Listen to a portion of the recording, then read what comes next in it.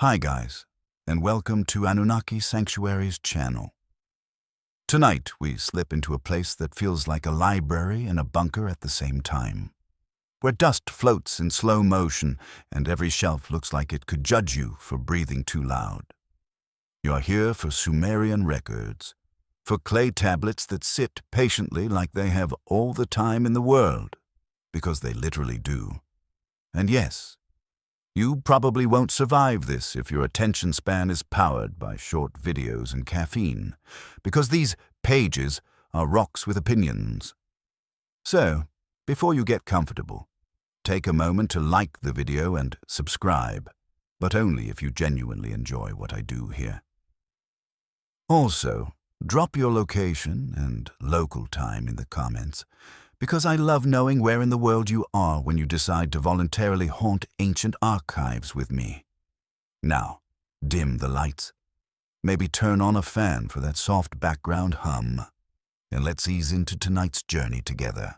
You step forward, and the first thing you notice is the smell.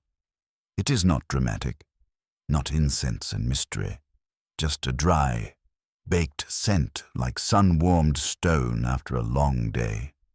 The air has that hush that museums practice professionally, the kind where even your thoughts automatically whisper, somewhere nearby. A climate control unit purrs like a sleepy animal, keeping the past from cracking, crumbling, or throwing a tantrum. In front of you are tablets, not the glowing kind that demand your fingerprints and then sell your preferences to strangers.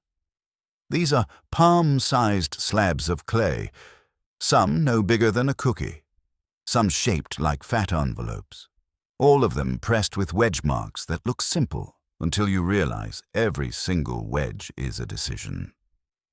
The mainstream historical fact, the boring but beautiful cornerstone, is that Sumerian scribes developed cuneiform as one of the earliest writing systems we know.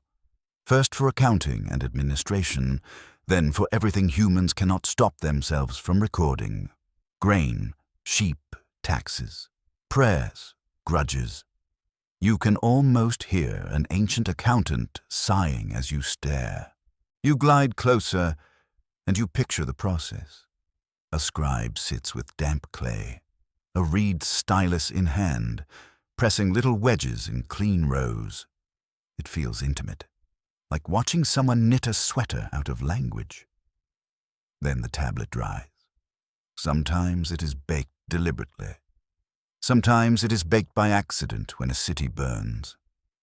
That part is cruelly funny in a dark way, because disaster can preserve a document better than peace ever does. You are basically reading the survival strategy of mud. Your attention drifts to the labels and catalog notes. Some tablets are receipts, some are hymns, some are letters that feel oddly modern in their impatience. You imagine a messenger running across hot streets with a clay note like, "Tell my brother he still owes me barley." And you smile because human nature refuses to evolve. That is joke one. By the way, the first recorded Scene 207, no reply, is probably pressed into clay somewhere, waiting to be excavated. But tonight, you are hunting a different flavor of text, not the daily grind, not the polite temple lists, but the kind of record that makes your spine sit up straight even in a comfy chair. Descriptions of destruction, of skies that do the wrong thing, of cities that vanish. You run your mind over the title that brought you here, this spicy idea of a nuclear war that destroyed Sodom and Gomorrah. And you let it hang in the air like a forbidden candle flame. It sounds modern, too modern, like someone stapled a 20th century word onto a Bronze Age nightmare. And still, you can feel why people chase it. The old world had disasters big enough to feel like the end of everything, and the human brain loves to give the end a name. You slide into the Sumerian world gently, because you have to. It is not one story, it is a whole civilization's filing cabinet. City-states like Uruk, Lagash, and Nippur rise and compete. temples hum with offerings, and scribes become the engineers of memory. You can almost hear the scratch of reed on clay, a soft tick-tick-tick like rain on a window. These tablets are not written to impress you. They are written because someone needed something remembered, or feared something would be forgotten. Historians still argue whether many of the dramatic lines in omen texts and laments are literal reports of events, or stylized language meant to sound cosmic and terrifying.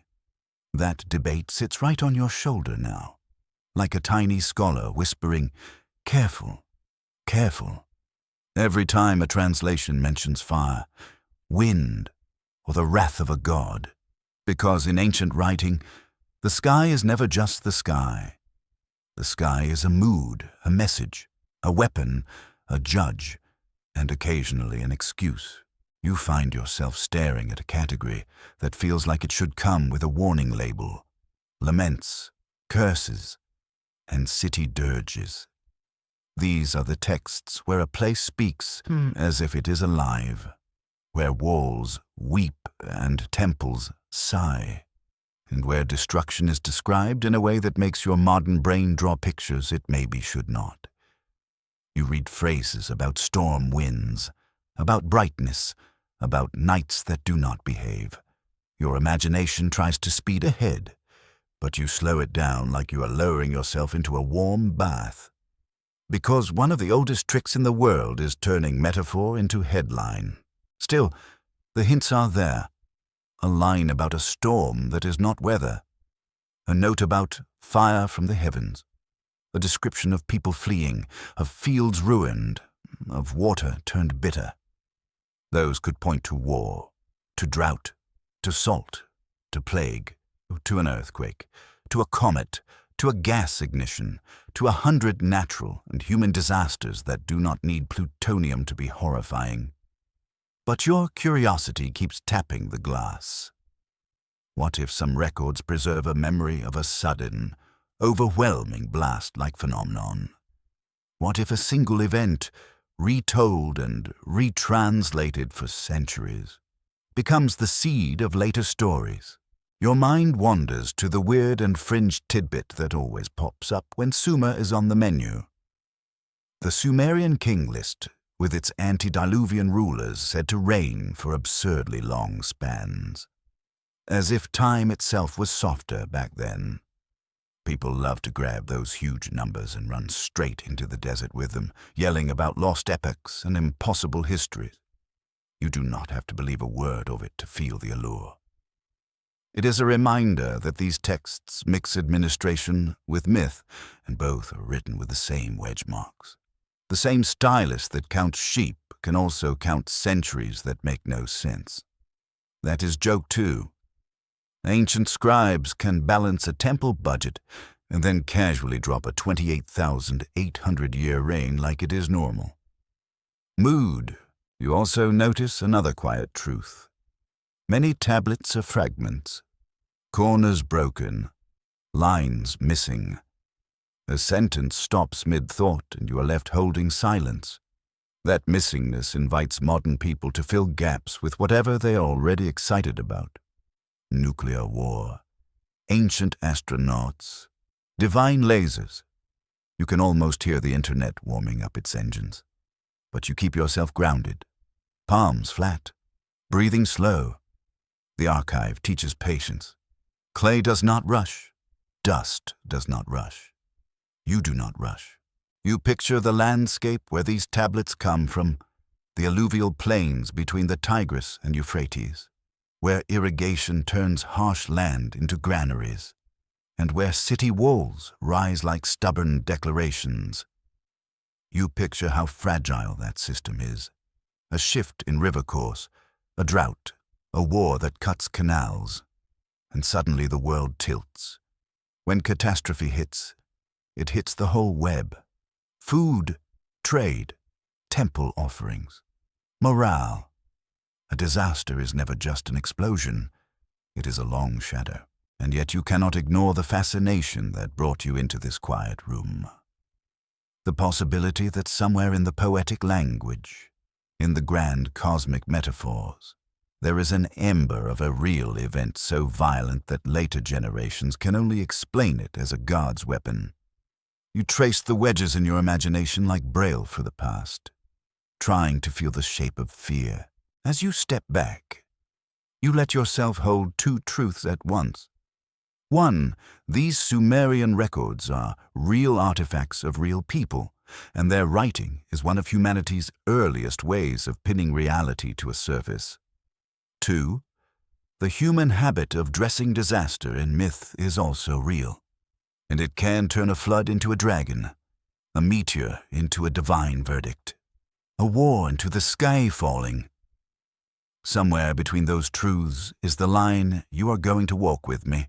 You leave the tablet case with that gentle buzz in your chest, like you just heard a secret through a wall, and you cannot help it. You imagine a scribe looking up from his clay, seeing the horizon darken, and thinking calmly, I should probably write this down. That is joke 3, because honestly, that is the most relatable apocalypse response I have ever heard.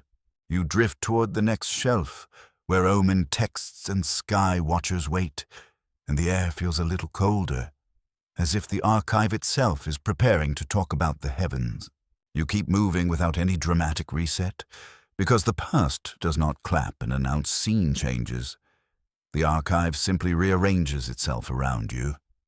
And now you are standing where the tablets talk more about the sky than the pantry.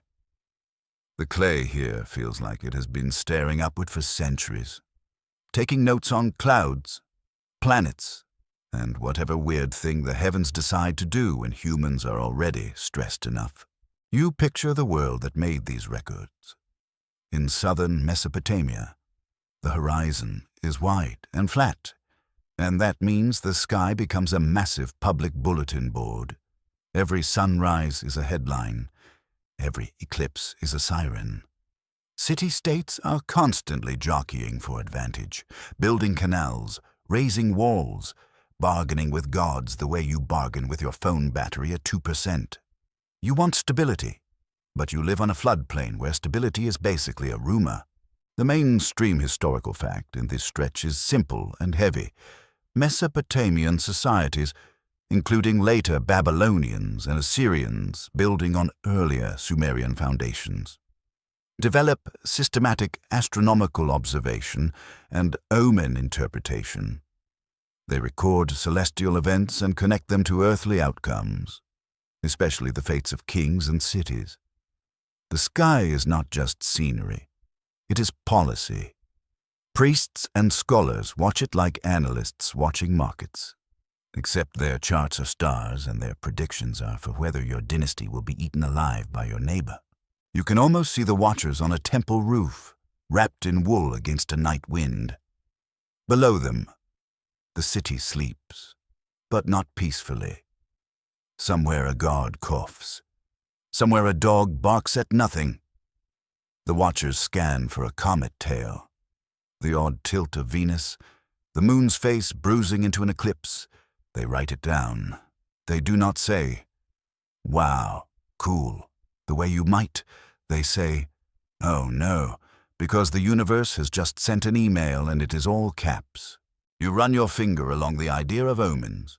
It is a logic system, in its own way. If this, then that.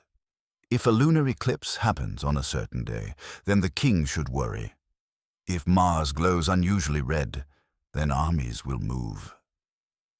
And when you read later compilations like Enuma Anu Enlil, you can feel how seriously it is taken, like a cosmic instruction manual. But tonight, you are not trying to prove their predictions correct. You are trying to understand how this worldview shapes descriptions of catastrophe. Because when your culture treats the sky as a sender of messages, any disaster will be narrated as if the heavens aimed it. Historians still argue whether omen texts preserve actual observational data carefully recorded over time, or whether many entries are retrofitted, written after events to make the system look predictive and authoritative. That debate matters, because if a tablet says, a great brightness appears and a city falls, Is it a contemporaneous note? Or a tidy way of saying, "We knew it all along"? You feel the tension right there, like two hands pulling the same clay in different directions. You take a slow, mental step into the political atmosphere. City-states do not just fight with spears, they fight with stories. A king wants legitimacy, so he frames victories as divine favor. A defeated city frames loss as cosmic injustice. Like the gods took a bribe. The scribes are not neutral journalists. They are part of the machine. They work for palaces and temples. And temples have their own interests. If the sky looks angry, the temple gets more offerings. Funny how that works, right? That is joke one. The original subscription model is donate or the gods will keep being moody. So when you hear later sensational claims about nuclear war in ancient records, you hold this context close. Ancient language uses big natural metaphors because that is the vocabulary of power. Storm means army. Fire means judgment. Wind means unstoppable force. Sometimes it means literally wind. The trick is not to deny the vividness, but to translate it with humility. Still, you cannot ignore that some descriptions are intense. The way ancient writers talk about brightness and burning is not always gentle. They can describe a flash that makes the day feel like night, or a heat that feels alive, as if it has intent. And your modern brain, trained on footage and documentaries, starts drawing mushroom clouds in the margins. You catch yourself doing it, and you smile in the dark because your imagination is basically a toddler with crayons. Joke 2. You give it one poetic line about the sky roaring, and it immediately sketches a sci-fi movie poster. You drift to the tablets that discuss portents and signs. The sky becomes a calendar of anxiety. But there is also something almost tender about it. People are trying to make sense of randomness. They are trying to feel less helpless. If you can read the sky, maybe you can prepare. Maybe you can perform the right ritual. Maybe you can move the king out of danger. There is a famous practice in Mesopotamia where, if an omen threatens the king, they might install a substitute king temporarily to absorb the doom, then remove him later. It is a grim workaround, but it shows how literal they take this cosmic contract.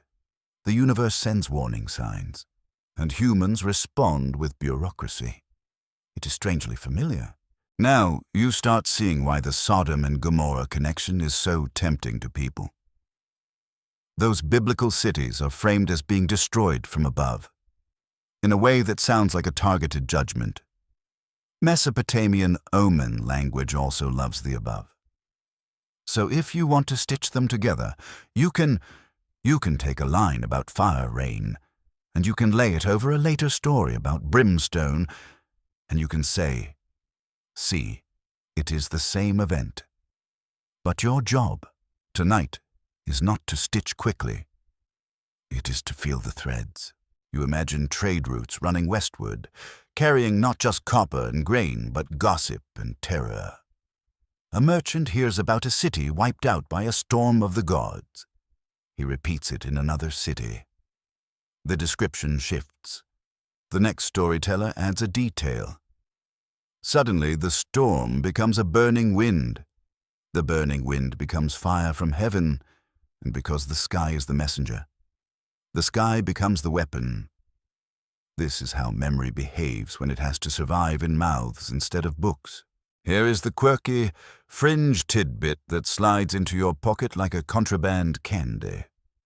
Some modern interpretations, especially on the more sensational end, point to ancient texts that mention evil wind or poison as evidence of chemical or radiological weapons.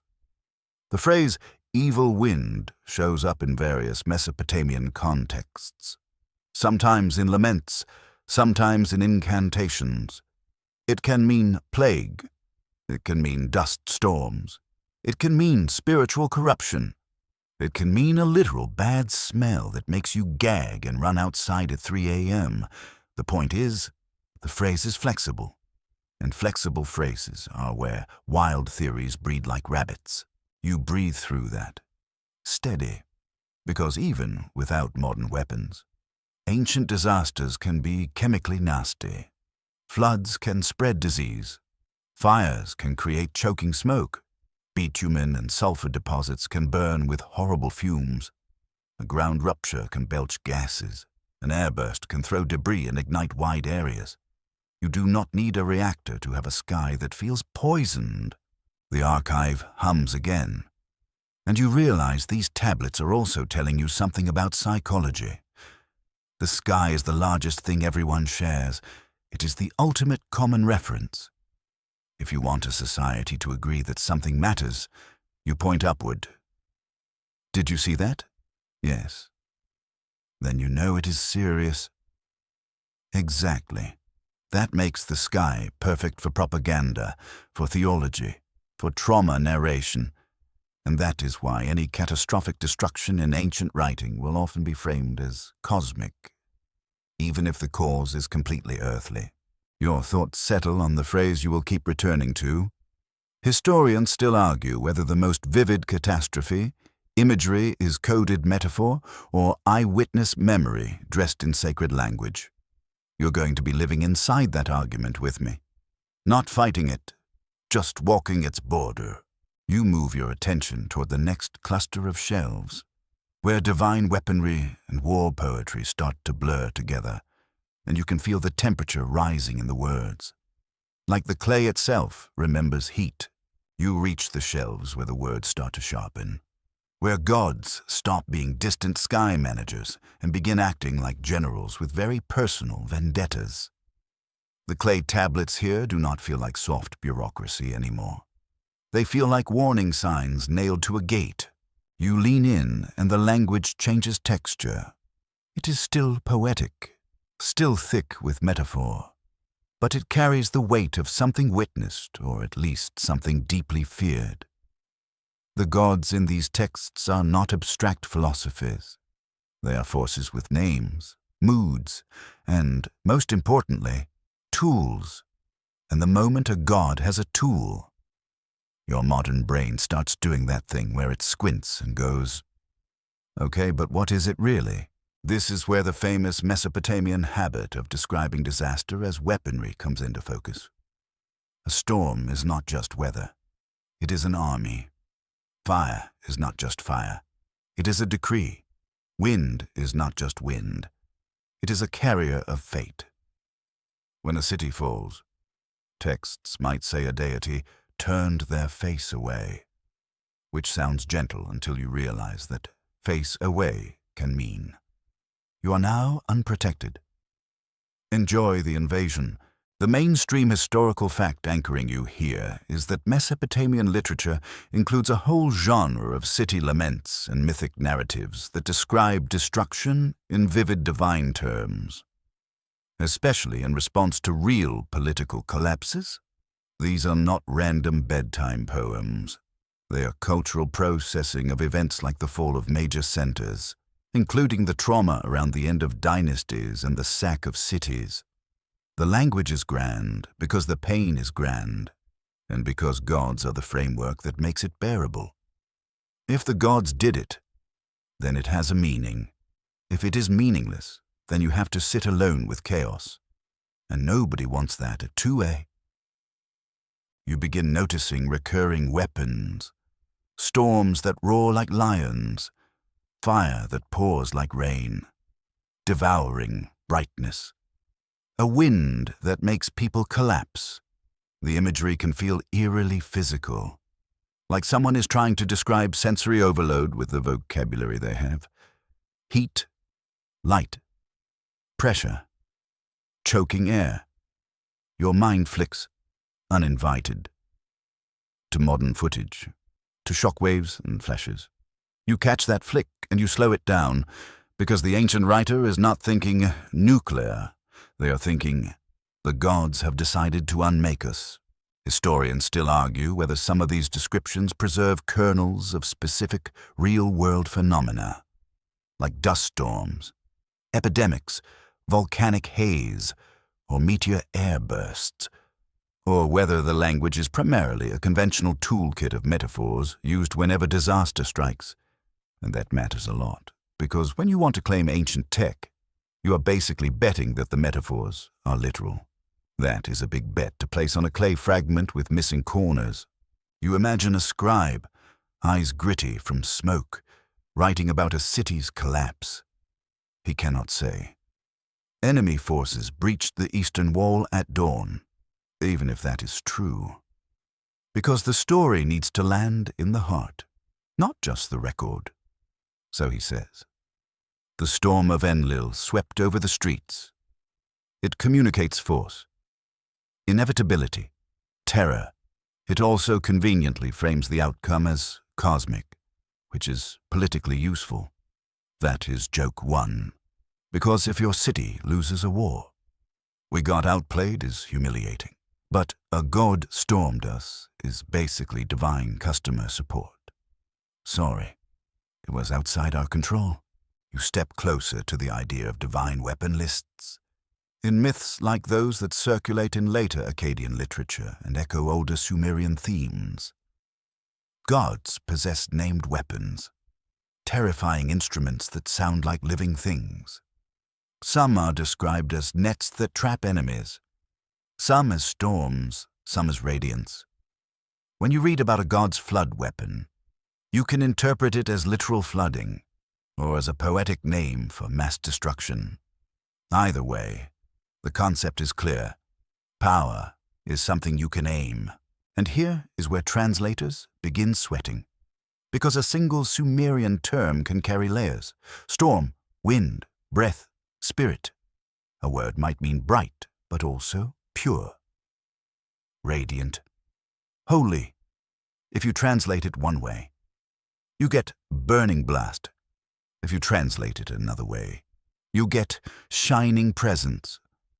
Both are plausible. Your whole interpretation can pivot on a syllable. That is joke two. You're basically trying to reconstruct an apocalypse, and the deciding factor is whether a wedge mark leans slightly left. You let yourself feel the atmosphere of these texts as they would have been heard aloud. Most people could not read. A lament is performed. It is sung or recited in a temple, maybe with drums, maybe with a chorus. The point is to induce shared emotion, to stitch a shattered community back into one breathing thing, so the language must be intense enough to make everyone nod and shiver together. If the words make the hair on your arms rise, they are doing their job. Now your mind drifts, inevitably, to the modern claim you came for, Sumerian records describing a nuclear war that destroyed Sodom and Gomorrah. You hold it carefully. Sodom and Gomorrah sit in a later tradition, in a different linguistic world, with their own theological framing. If you want Sumerian tablets to talk about them, you need a bridge, a shared catastrophe memory, a migrated motif, or a similar kind of destruction described in similar imagery. Tonight, you are building the mental scaffolding for that bridge, not pretending it is already a paved highway. You consider what nuclear actually implies in modern terms: radiation, fallout, isotopes, long-term contamination. Ancient texts do not talk that way. They talk about aftermath as curse, as sterility, as salt, as abandoned fields where nothing grows. That could be a lot of things. Salinization is a known long-term problem in Mesopotamian irrigation agriculture, where salts accumulate in soils and reduce yields. People in antiquity witness land becoming less productive and describe it as a curse.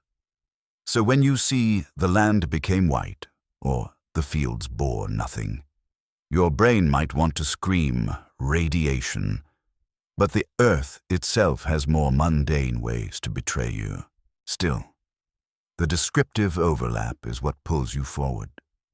Fire from above, smoke columns, sudden annihilation, people running, blinded. The old language can feel like it is reaching for words the way you reach for a phone in the dark, hand outstretched, hoping to touch something familiar. If an event is unusual enough, it forces unusual description. A meteor airburst, for instance, could produce an intense flash, heat, a blast wave, and widespread ignition. An earthquake could rupture the ground and trigger fires. A battle could burn a city so thoroughly it feels like the sun itself attacked. And when you are inside the event, you do not label it neatly. You just survive and then tell it as best you can. Here is a quirky fringe tidbit that always sneaks into this corner of the library. Some people point to ancient Indian epics, or later Near Eastern legends, and try to create a global patchwork of ancient nukes, arguing that multiple cultures describe similar weapons.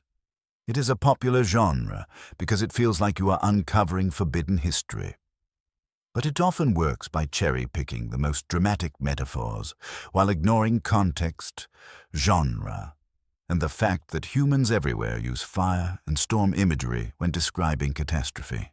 It is like reading a love poem and insisting it must be a medical report because someone mentioned heartache. It makes for fun, late-night conversations, but it is not careful scholarship. You keep the carefulness. You imagine the scribal schools, the Eduba, where students copy texts over and over. Copying introduces errors, variations, and sometimes updates. A phrase can become more extreme as it travels, or it can become more sanitized. That means even if a tablet preserves an old memory, it has passed through many hands, like a whispered rumor that survived because it was useful, not because it was precise. You breathe, and you let the gods as weapons idea settle into something more grounded. In these societies, gods represent forces, weather, fertility, kingship, war. When those forces turn hostile, the language makes them literal attackers. It is not proof of technology. It is proof of a worldview where nature and politics are inseparable. But it also means the texts are hypersensitive to extreme events. They notice the sky. They notice the wind. They notice the color of smoke. They notice when the world behaves wrong. You step away from the shelf, and you feel the narrative pulling you westward, toward a landscape of salt, smoke, and stories that refuse to stay in one place. Your last little smile tonight comes from joke 3. If the gods are the ones firing weapons, then honestly, your best defense is probably leaving them on read. Unfortunately, ancient people do not have that option, so they do the next best thing. They write it down, and they call it fate. You drift out of the Mesopotamian shelves without ever really leaving them, because once your brain starts reading the ancient world as a connected map, every clay wedge becomes a road. And now the road in your mind bends west, away from the canal grids and temple roofs, toward a place that feels like it is permanently holding its breath. The air gets drier in your imagination. The horizon sharpens. You start tasting salt before you even arrive. You're not teleporting. You are traveling the way stories travel, along trade routes, caravan tracks, river corridors, and gossip lines that run faster than donkeys. You picture merchants leaving city gates at dawn, their loads creaking, their skin already dusty, carrying textiles, grain, copper, and that invisible cargo everyone forgets about, news, rumors, warnings, the kind of half-true tale that sticks to you like burrs and refuses to let go. And that is how you approach the plain of salt and smoke, not as a single pinpoint, but as a region where geography itself encourages myth. The Dead Sea Basin, the lower Jordan Valley, the arid edges where land can look scorched even on a normal day. You see it as a stage with natural special effects already installed. Bitumen lumps that bob up from the water, sulphurous smells that rise when the wind turns, and a salty haze that makes distance feel deceptive. You can understand why later storytellers choose this place for a moral firestorm. It already looks like a place where consequences happen. The mainstream historical fact you hold in your palm here is straightforward. The Dead Sea region is famously rich in minerals like salt and bitumen. And bitumen from the Dead Sea is known to have been used in antiquity for waterproofing and construction, and even in other contexts like embalming materials much later. The area sits along important ancient routes connecting the Levant, Arabia, and inland trade networks. In other words, it is not just a cursed postcard. It is economically interesting. People go near it on purpose, which means people also have a chance to witness whatever nasty thing it does when nature gets theatrical. You walk the imaginary shoreline and the ground crunches underfoot. Not gravel, not sand, something crusted. The sun is bright in a way that feels sharp, like it could cut. The water lies there heavy, weirdly still, and you already know the classic detail. It is so salty that you float. You picture yourself trying it, and the water immediately rejecting you like, "No thanks, I am not absorbing your problems." Joke 1. Because you can practically hear the Dead Sea saying, "I am not a spa, I am a warning." You follow the land south and east, letting the terrain do what it does best. Cliffs, wadis, dry channels that become raging torrents when the rains finally remember you exist. The region sits on a tectonic boundary, part of a big fault system. That matters because when the earth shifts, it can do dramatic, localized, terrifying things. It can crack ground open, it can topple structures, it can trigger landslides that bury a settlement like a careless hand sweeping crumbs off a table. It can also, depending on local geology, release gases. And your mind, being the kind of mind that came here for nuclear war, whispers. What if ancient people experienced a sudden blast? Fire and choking air. You keep that whisper gentle. You do not let it turn into a shout, because the ground here offers other possibilities that are both less sci-fi and still absolutely nightmarish. Bitumen and natural gas seeps are not fantasies. Sulfur deposits exist. A quake could rupture something and ignite something. A lightning storm could do the rest. Even without any epic weapon, you could get a sudden inferno that feels like the sky did it. And here is where the story loves to perch. Sodom and Gomorrah, in later tradition, are placed in this general neighborhood, somewhere around the Dead Sea plain. The biblical framing is moral, but the imagery is physical. Fire, brimstone, smoke rising like a furnace. You can feel how easily a landscape with sulfur smell and tar lumps could be recruited into that imagery. A storyteller stands on a ridge, sees haze and bitter water, and thinks, yes, this is where the world got punished. It is not proof, but it is a powerful match between scenery and narrative. Historians still argue whether the cities of the plain in the later tradition correspond to specific archaeological sites near the Dead Sea, and if so, which ones and what kind of destruction, if any, aligns with the story's details.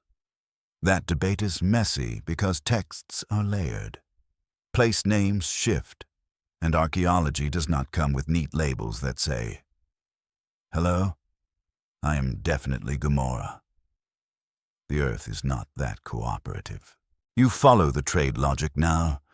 If you want Sumerian or Mesopotamian-style catastrophe language to connect, to even distantly, to a Levantine legend, you need channels, and there are channels. Caravans move incense and copper. Coastal routes link ports. Inland routes connect to Syria and beyond.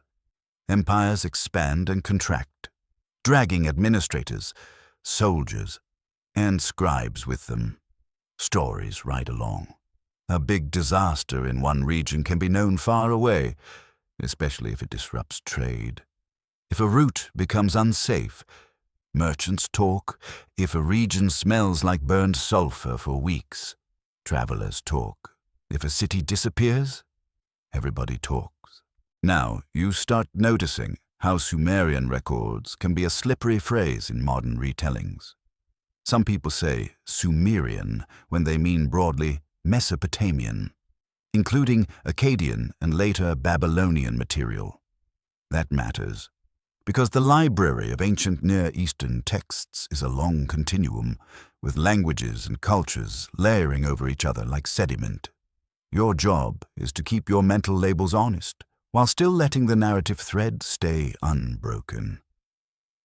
Joke 2. This is the part where the past looks you dead in the eye and says, "Actually, that's Akkadian." Like a grammar teacher with divine authority, you crouch, mentally, near the edge of a dry ravine and pick up a pinch of powdery earth. It stains your fingers pale. You rub it and it feels gritty. You think about salted land as an ancient concept of curse.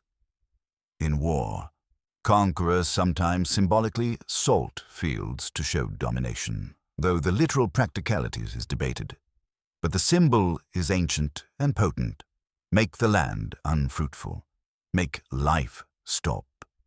Now imagine a natural salinity disaster, or a disruption of water systems, or even a sudden deposition from an airburst or a blast of briny material. You can see how people would describe the aftermath as cursed ground. Dead soil, a place where nothing can leave. Here comes the quirky fringed tidbit that always hovers around this region like a stubborn fly. There are long-running claims, popular in certain circles, that the Dead Sea area preserves evidence of extraordinary ancient destruction events, sometimes framed as impact explosions or technologically advanced blasts, with talk of melted materials, unusual layers, or vitrification. The fringe version often leaps straight to nuclear because it is the most dramatic modern analogy. But you stay calm. Melted can happen in intense fires, in lightning strikes, in industrial processes, in meteor events. Unusual layers can be floods, ash, collapse. It is intriguing, but it is not a magic word. The past does not owe you a mushroom cloud. Still, you let yourself feel the emotional magnet of this basin. It is low, it is enclosed, it is hot. Smoke would linger, smells would cling. If anything terrible happened here, survivors would carry the sensory memory for life, the taste of bitterness, the sting in the eyes, the way the horizon looked wrong. And then they would tell it. Their children would tell it. Their grandchildren would tell it with extra flourishes, because humans are incapable of leaving a good horror story unseasoned. You walk the imagined plane as if you are scouting it for clues, and you notice the little details that could feed a legend. Pillars of salt carved by wind and rain. You can see one in your mind, a tall, pale shape standing alone. It does not need to be a person to look like a person. Your brain does the rest, because your brain loves patterns even when it should mind its business. Joke 3. You look at one salt pillar and immediately your imagination goes. That is definitely someone who did not follow instructions. Like the landscape is running a very strict group project. The plane is not just a background. It is an active participant. It gives storytellers props. It gives them smells. It gives them bitterness and glare. It gives them the perfect place to say, "Look, you can still see the consequences." And now, as you turn back in your mind toward the clay archives, you realize something important.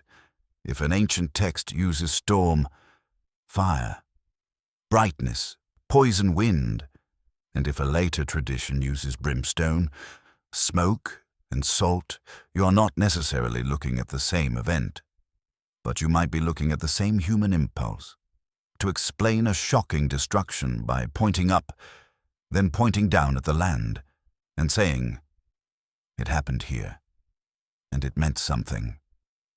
You keep moving, because the next step is where memory itself starts to echo, and the names Sodom and Gomorrah begin to mingle with older motifs like smoke, judgment, and cities swallowed whole. You do not stop at the edge of the salt plain, because stories never stop at the edge of anything.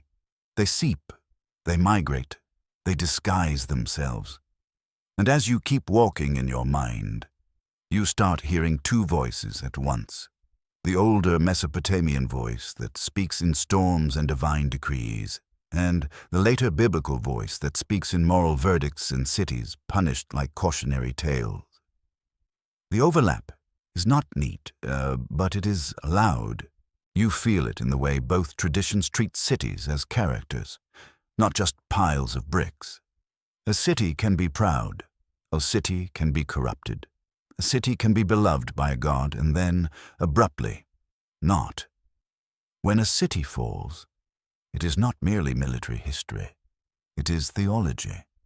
It is what happens when the cosmic relationship breaks.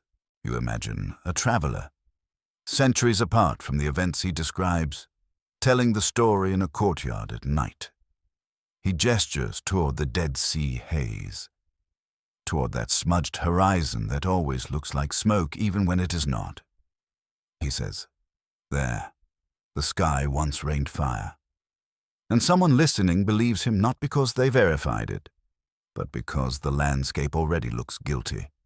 That is how memory recruits geography as evidence. The mainstream historical fact you anchor here is that the Hebrew Bible's account of Sodom and Gomorrah, particularly in Genesis, becomes one of the most influential destruction narratives in Western tradition, and it is shaped by earlier Near Eastern storytelling patterns that often frame catastrophe as divine judgment. You are not claiming direct borrowing line by line. You are acknowledging that cultures in the ancient Near East share themes, motifs, and literary styles across long periods because people interact, trade, conquer, intermarry, and swap stories like they swap spices. It would be weirder if motifs did not travel. You let the biblical imagery play softly in your head. Fire and brimstone, smoke rising, the plain. It is not just spectacle. It is a moral theater. But then you place beside it the Sumerian and Akkadian habit of calling destruction a storm, or a flood, or a wind that devours. Different metaphors, similar goal. Explain why everything ended. Make it meaningful. Make it teachable. Make it repeatable. And in between these voices is where modern claims love to wedge themselves. People notice that some ancient descriptions can sound like sudden, intense heat and light, like a shock. They notice words like burning, brightness, devouring, poison wind. The land became desolate. They lay those over Genesis and say, "This is the same event, and it was nuclear." You can almost hear the dramatic music swelling, like a documentary narrator about to whisper. But what if? You do not dismiss it with a snort, because that would be lazy. You handle it like a fragile artifact. First you ask, what would it take for a memory to persist across cultures and centuries? It would take an event so unusual and so traumatic that people cannot let it go. It would take repeated retellings in different forms. It would take the story being useful, morally, politically, or spiritually. And the Sodom and Gomorrah story is extremely useful. It becomes a warning label. It becomes a tool to define boundaries, to say, do not become like them. That kind of usefulness makes a story sticky, even if the original spark was a natural disaster. The moral varnish could preserve it. Historians still argue whether Sodom and Gomorrah should be read as a memory of an actual destroyed settlement in the Dead Sea region, a literary theological parable, or a blend of both. That debate is not just academic. It changes how you interpret every detail.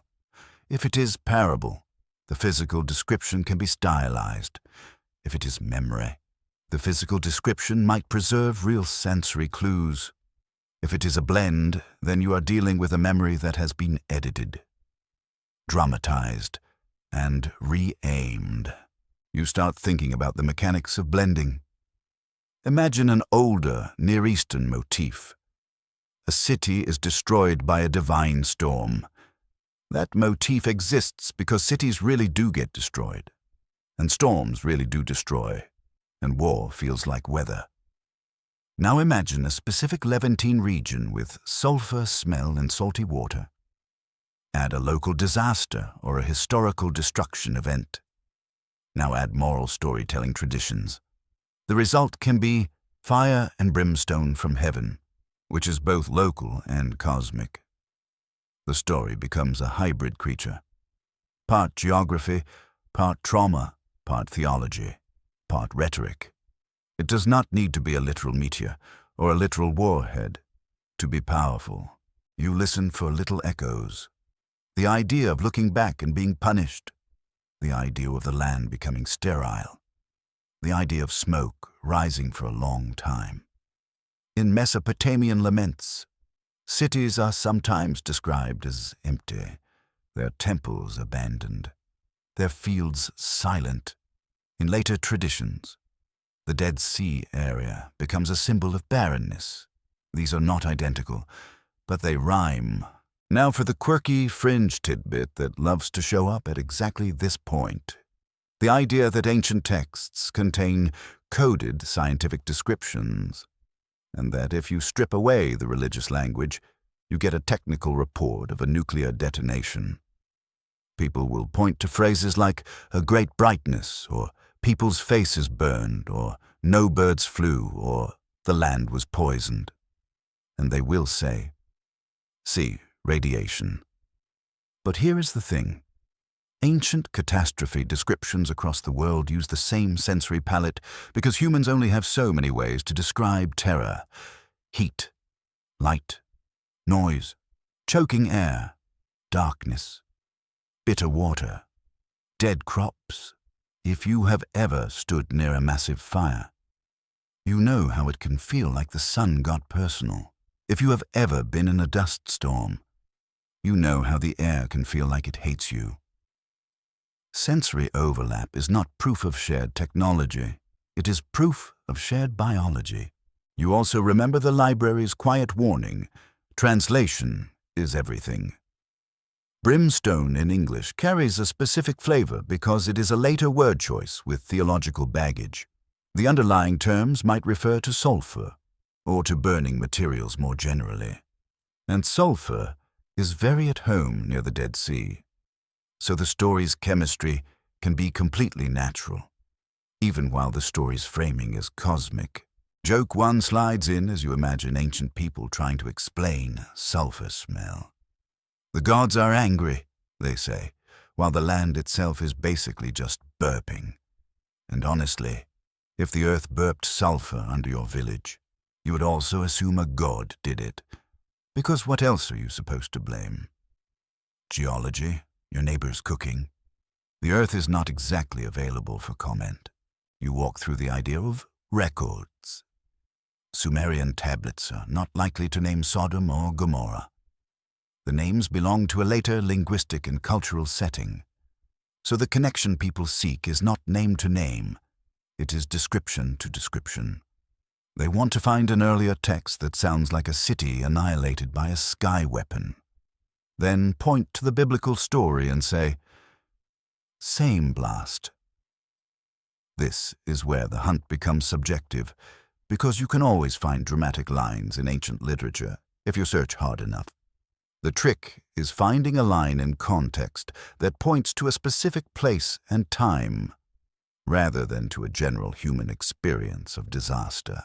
Joke 2 comes in quietly, This is the part where your brain wants to play matching games like a conspiracy bingo card. Fire from heaven? Check. Smoke rising? Check. Desolation? Check. And then you declare victory, even though you might just be describing every major city destruction from here to forever. It is a fun game, but it is not careful.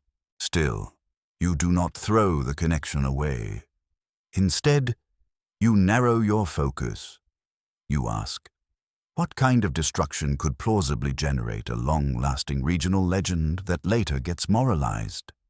Something sudden, something visually spectacular, something that leaves a lasting scar on the land or the memory, something that disrupts life and trade, and something that can be narrated as coming from above, because above is where both gods and meteors live. You let that question hang in the air like a lantern, and you feel the narrative tightening toward the moment everyone really wants to talk about, the day the sky bites back. Because if there is any place where poetic lines and physical phenomena can overlap, it is in the description of sudden, overwhelming destruction. As you move forward, the tablets in your mind start glowing not with magic, but with urgency, as if the scribes are about to describe the exact sensation of the world being slapped sideways.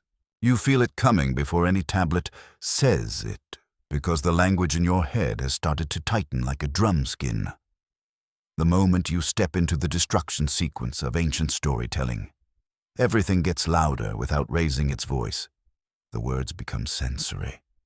They stop being about what a king decrees and start being about what your skin experiences. Heat, light, wind that shoves, smoke that claws its way into your throat like it owns you. You're standing, in your imagination, on the edge of a city that does not know it is about to become a metaphor. The streets are ordinary for one last second. A baker is still thinking about ovens. A guard is still thinking about boredom. And somewhere a priest is still thinking about whether the gods like the new incense blend. Then the sky does something wrong. It begins with brightness. Not the comfortable sunlight that makes you squint and complain, but a sudden glare that feels pointed, as if it is aimed. Your eyes water. You throw an arm up instinctively, and you realize how ancient that reflex is. You do not need to know what caused the flash to know it is dangerous. In your mind's ear, you can hear the ancient phrasing that loves to describe disaster as radiance and flame, the shining that devours, the storm that burns, the wind that carries ruin. It is poetry, yes, but it is also a desperate attempt to pin down a sensation that will not sit still. The air follows the light, a pressure like the world inhaling hard. Then a shove. Not a gentle gust, but a physical slap that rearranges things. Doors bang, shutters rip. Dust leaps off the ground as if startled awake. People stumble. The city noise turns into that animal sound crowds make when the brain cannot pick a single word. So it chooses panic instead. And you, because you are you, catch yourself thinking. This is the part where modern people start whispering shockwave. Joke 1. Your inner narrator is basically a disaster documentary voiceover. And it is dying to say, scientists were baffled. Calm down. Inner narrator. Let the ancient language breathe. Now the heat comes. It rides the wind. It is not necessarily a wall of flame you can see. It is a brutal warmth that makes the skin on your arms prickle and your mouth go dry. If you have ever opened an oven too fast and felt that blast, multiply it until it becomes a world event. The smell changes too. Smoke, yes, but also something sharper. Mineral, biting. Sulfur is not a fantasy in this region. Bitumen is not a fairy tale. A big fire here does not smell like cozy campfire. It smells like the earth complaining. The mainstream historical fact you hold on to as your anchor here is that ancient Near Eastern texts often describe the destruction of cities in terms of divine storms and fire, particularly in city laments and war accounts. And these literary descriptions frequently draw from real experiences of siege warfare, urban fires, and environmental catastrophe. Cities really did burn. Granaries really did explode into flames. Roof beams really did collapse and turn neighborhoods into furnaces. When you read phrases about fire sweeping the streets, you're not reading pure fantasy. You are reading a society that knows what it means for a dense mud-brick city full of wood. Read, oil, and stored grain to become an accidental bonfire. But then you keep walking through the sensation, because the title you came for insists on something more sudden, more total, more from above. You look up. The sky is wrong. Maybe it is raining something that looks like sparks. Maybe it is just burning debris carried on wind. Ancient storytellers will call it rain of fire either way, because what else are you supposed to call it when flaming bits fall out of the heavens? You can see why brimstone becomes such a sticky word in later tradition. It is concrete, it is ugly, it is specific. It gives the imagination a texture. You watch people react. Some run for water, some run for the temple, some run for the gate, because the human brain always thinks, if I can just get out of the frame, the disaster will stop filming me. Joke 2. It is the oldest belief in history that if you sprint hard enough, the apocalypse will respect your cardio. The sound deepens. The roar is not one noise. It is many noises stacked. Wind, cracking timbers, shouting, the thump of something heavy falling. Somewhere, animals scream, and that sound is always worse than human screams because animals do not have metaphors. Only fear. This is the moment where historians still argue whether descriptions that feel like a single, sudden sky attack might preserve memory of a rare natural event, such as an airburst, a meteor explosion, or a quake-triggered firestorm, as opposed to being purely stylized language for war and judgment. The debate is real because the ancient world is full of disasters that can mimic each other in the aftermath. A siege can burn a city. A lightning strike can ignite stores. An earthquake can drop lamps and start fires everywhere at once. A meteor airburst can flash, blast, and ignite. The physical evidence, when it survives, can be stubbornly ambiguous. The text is vivid, but vivid does not always mean precise. You feel that ambiguity like grit between your teeth. Because the human mind, especially the modern mind, hates ambiguity. It wants a label, and nuclear is the loudest label in the room. It implies a single dramatic mechanism, but ancient people label with narrative, not physics. They say, the god's weapon fell. They say, the storm devoured. They say, the land became desolate. Those are impact descriptions, not cause descriptions. Now, the scene shifts subtly from the moment to the aftermath, because ancient texts love aftermath. Aftermath is where you prove the gods meant it. Aftermath is where you show the land itself agrees. You step through streets coated in ash and dust. The air is still hot in pockets. You touch a wall and pull your hand back because the stone and brick have absorbed the heat like a memory. You see scorched beams, collapsed roofs, and places where the ground looks darkened, as if it has been licked by something hungry. And then comes the detail that always makes later readers lean in. Nothing grows, or at least, nothing grows the way it should. The fields are described as barren, the gardens as silent, the water as bitter. In a later moral framing, barrenness becomes the signature of judgment.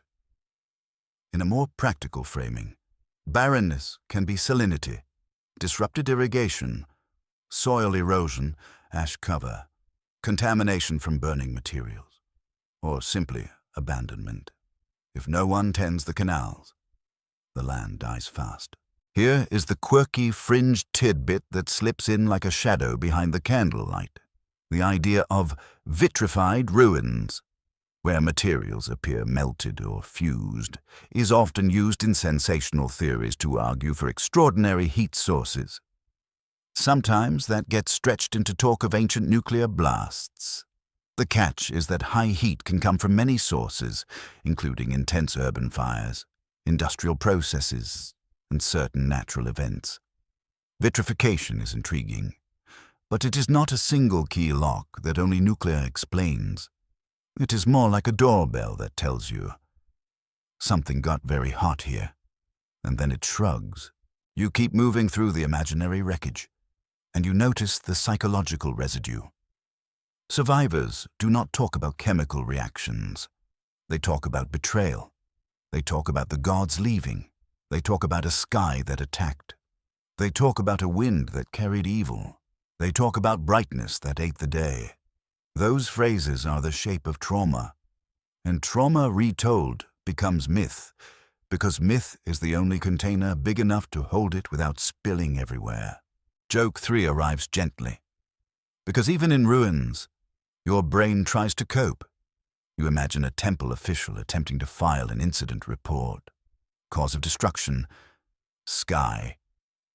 Responsible party, the gods. Recommended prevention, offerings. Probably. And you almost laugh, quietly. Because it is absurd, and because absurdity is a small life raft when the ocean is burning. You step back from the scene, and you let it settle. The day the sky bites back can be narrated 100 ways. The ancient words give you sensations. Plash, wind, heat, smoke, desolation. Those sensations can fit multiple causes. War, natural disaster, rare celestial event. The later story of Sodom and Gomorrah gives you a moral frame and a specific geography. Your task is to keep both in view without forcing them into a single modern shape too soon. And as you turn, you feel the next pull. Not just the words on tablets, but the ground itself. Because if the sky did bite back, you want to know what it left behind in the dirt, in the bricks, in the strange little places where heat changes matter and history leaves fingerprints. You do what any reasonable human does after imagining the sky trying to delete a city. You look down, because the ground is honest in a way stories are not. Stories can grow extra teeth over time. The ground just sits there, quietly keeping receipts. So you leave the roaring moment behind and you walk into ruins, into that eerie afterworld where normal life has been turned into layers. You can feel the archaeology mindset settling over you like a blanket. Slow hands, patient eyes, the willingness to be underwhelmed, which is honestly a superpower. You are here for scorched layers, for ash bands, for melted bits, for anything that says, yes, something happened, without immediately shouting what it was. The mainstream historical fact you carry into this section is that archaeologists identified destruction and abandonment through material signatures like burn layers, collapsed architecture, ash deposits, changes in pottery sequences, and disruption in occupation patterns. In other words, cities leave physical evidence when they burn or fall, and those signatures can sometimes be dated and compared across sites.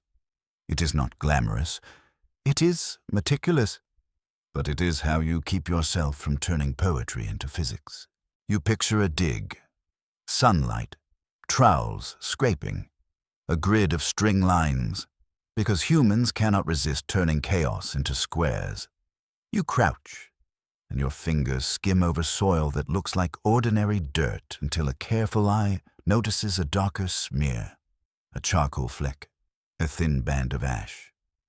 That is where the story becomes something you can touch. You imagine a burned roof layer, reed matting carbonized, bits of timber reduced to brittle black. You imagine plaster walls cracked by heat, then collapsed. Then comes the thing that always makes people's eyebrows jump: vitrification. It is a word that feels like it belongs in a laboratory, and it makes you think of glass. Vitrification is when materials are fused or glazed by intense heat, sometimes producing glassy textures. If you find that in a ruin, you know it got very hot. That is all you know for sure. And it is already enough to make your imagination start doing cartwheels. Joke 1. The moment someone hears "melted," their brain screams laser, because apparently we cannot emotionally accept the idea that a normal fire, given enough fuel and airflow, can behave like a demon with a blowtorch. But you are careful, because intense heat does not automatically mean a single, exotic cause. Dense urban fires can reach extreme temperatures, especially if structures collapse and create oxygen-starved pockets, or if certain materials burn hot. Metalworking areas can create slag and vitrified debris. Lightning can fuse sand into fulgurites. Meteoritic impacts can vitrify surfaces. Even lime plaster production involves high heat. Ancient cities are not just houses and prayers. They are workshops and kilns and industrial corners that can leave weird traces, so you hold vitrified material like a clue, not a conclusion. Now you bring the Levant back into frame. People hunting Sodom and Gomorrah evidence often talk about burned layers near the Dead Sea and strange materials that looked like they were flash-heated. There are archaeological sites in the broader region with destruction layers and dramatic end events. And there are also places with salty soils and mineral deposits that can confuse the picture. The key is that a destruction layer tells you something happened at that site, not that it must match a specific story. A city burning is common. The question is whether the pattern, the intensity, and the regional synchrony suggest something unusual. Historians still argue whether the material record in the Dead Sea vicinity can be confidently mapped onto the biblical cities of the plain narrative. Because the region's archaeology is complex and the textual tradition is layered and theological. That debate is not a cop-out. It is a reality check. The ruins do not come with name tags, and the story does not come with GPS coordinates. You continue walking in your mind through what odd materials might be: salt crusts on pottery, ash mixed with mineral grains, bits of soot embedded in plaster. You think about how salty environments preserve some things while destroying others. Salt can crystallize in walls and make them crumble. It can also create distinctive patterns in sediments. A site near a saline environment might look cursed simply because chemistry is cruel. Then you consider the kind of evidence a true nuclear event would leave. You do not need to be a physicist to know the basics. You would expect persistent radioisotopic signatures beyond normal background, unusual distributions of certain isotopes, and a footprint that does not match ordinary fire.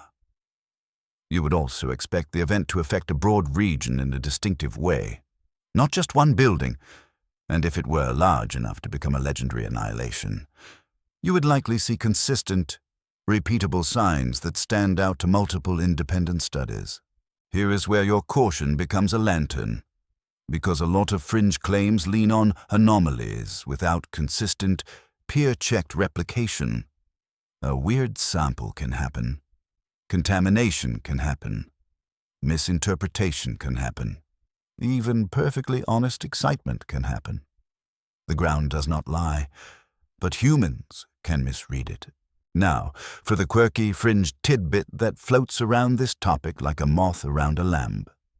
Some sensational narratives claim that ancient ruins show radiation sickness evidence in skeletons, or that certain areas have inexplicably high radiation tied to ancient bombs. The problem is that without rigorous context, radiation measurements can be misleading.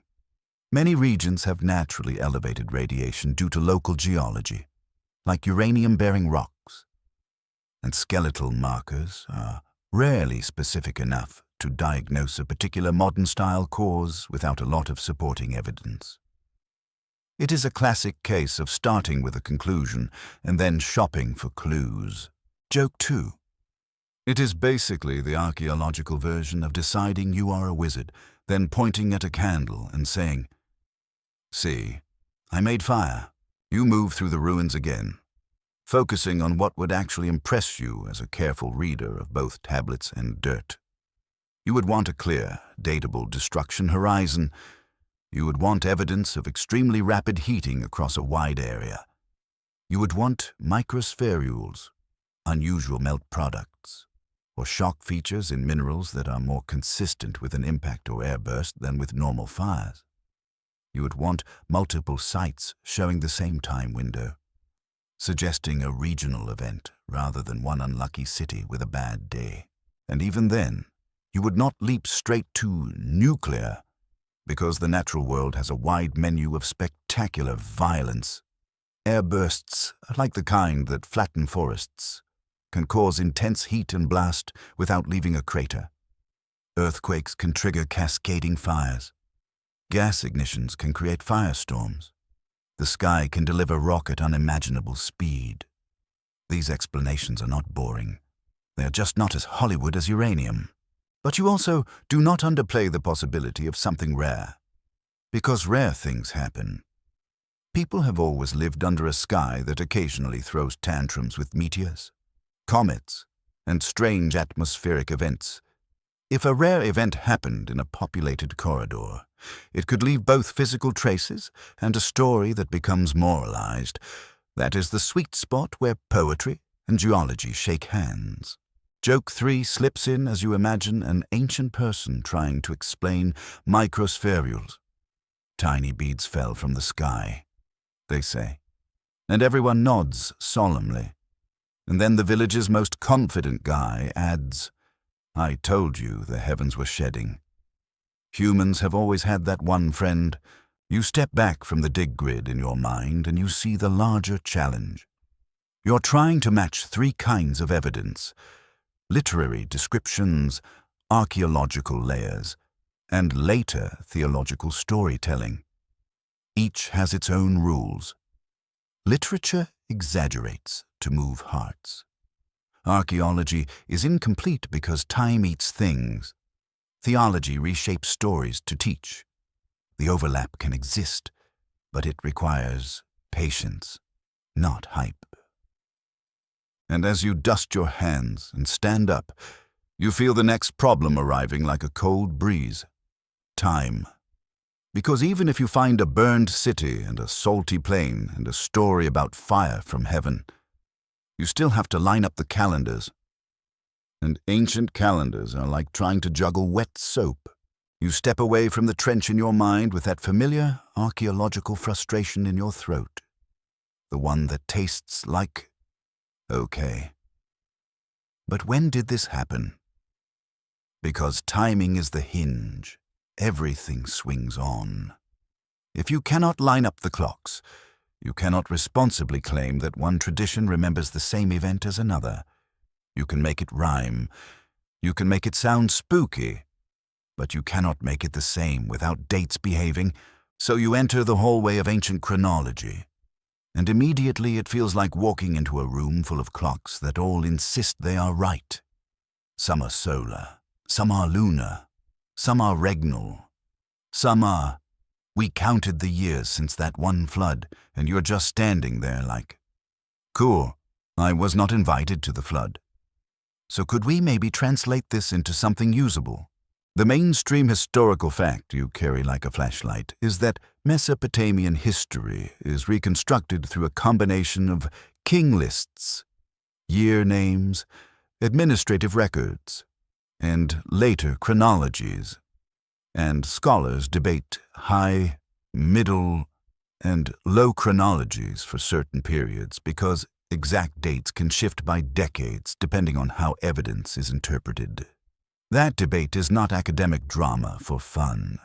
It is the foundation for every big claim. If your timeline slides by 50 years, your match might evaporate. You picture a Sumerian year name, the kind that goes, year the king built the Great Wall, or year the city of X was destroyed, or year the canal was dug. These are not numbered years. They are vibes. They are memory hooks. They are political slogans pressed into timekeeping. And if you have a list of year names, you can count them, but you still need to anchor them to an absolute timeline. You need a peg in the ground. Astronomical events can help, like eclipses recorded in later texts. But even those can be slippery depending on interpretation and transmission. You move into Akkadian layers too, because languages and empires overlap like ripples. Sumerian remains as a scholarly and sacred language long after everyday speech shifts. That means a Sumerian tablet might be copied later, preserved in a school context, or embedded in a culture that is not purely Sumerian anymore. This matters when modern people say, the Sumerians recorded X. Sometimes it is more accurate to say, a Mesopotamian scribal tradition preserved a text in Sumerian. The past is rarely a clean label. Joke 1. It is like someone in the year 2500 reading your grocery list in Latin and insisting you personally shopped in ancient Rome. Congratulations.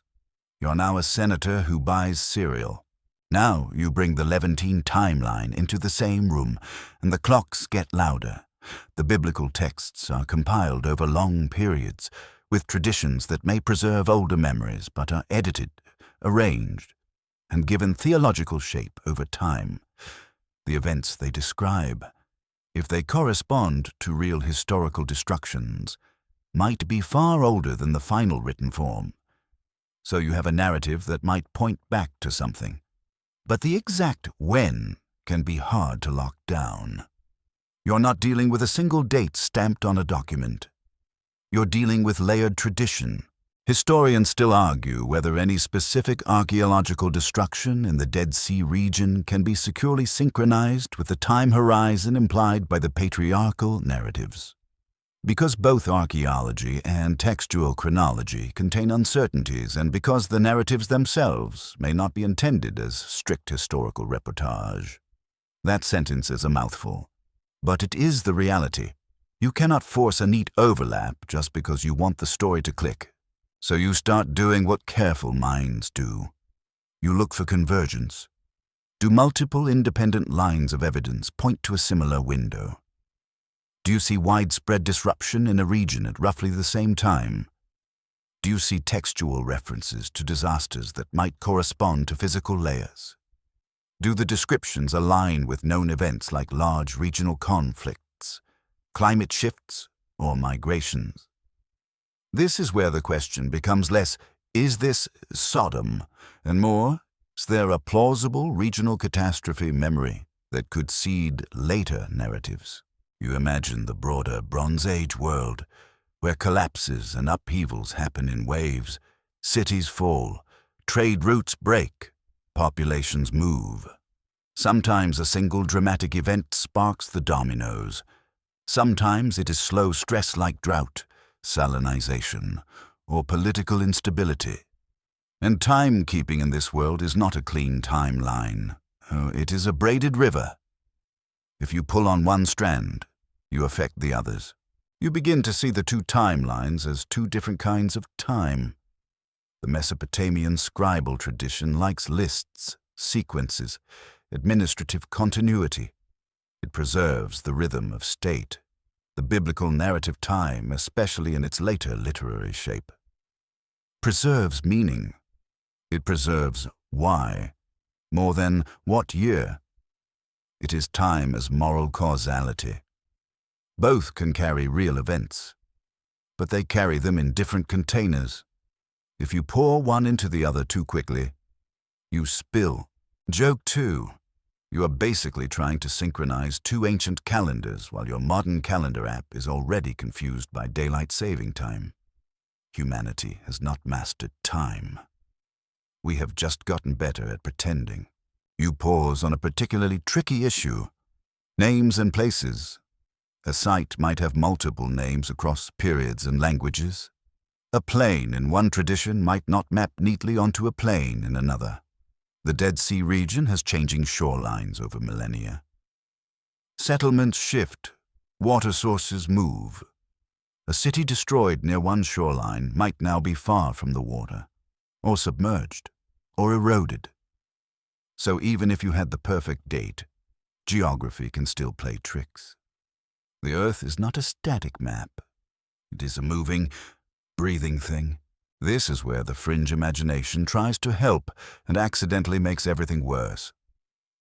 People will pick a dramatic date from one system, pick a dramatic destruction layer from another, and then declare a match like they just solved a puzzle. But the puzzle pieces are not from the same box. They are from different eras, different editors, different goals. You can still attempt a fit, but you have to do it with caution, not with triumphal music. Now for the quirky tidbit that sneaks into the chronology conversation like a smug cat. Ancient Mesopotamians sometimes use eponym systems in later periods, where a year is named after an official, and they keep lists of these. It is a surprisingly bureaucratic way to trap time. But even that depends on preserved lists, correct sequences, and secure anchors.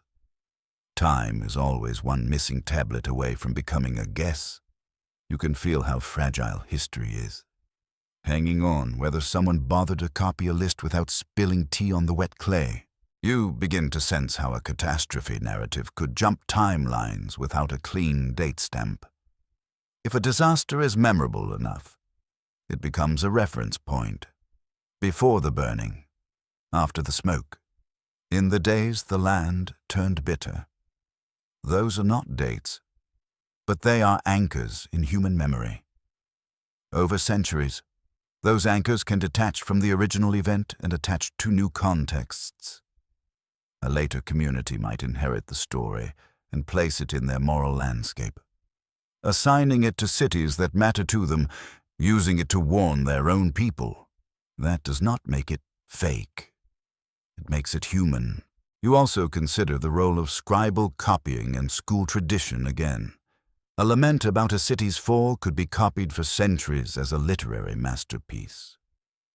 Long after the specific event is ancient history, the vivid lines remain vivid, but the original reference fades. Later readers might treat it as timeless, applicable, almost prophetic. That means a description of destruction can float free of its original date, becoming a reusable template for catastrophe.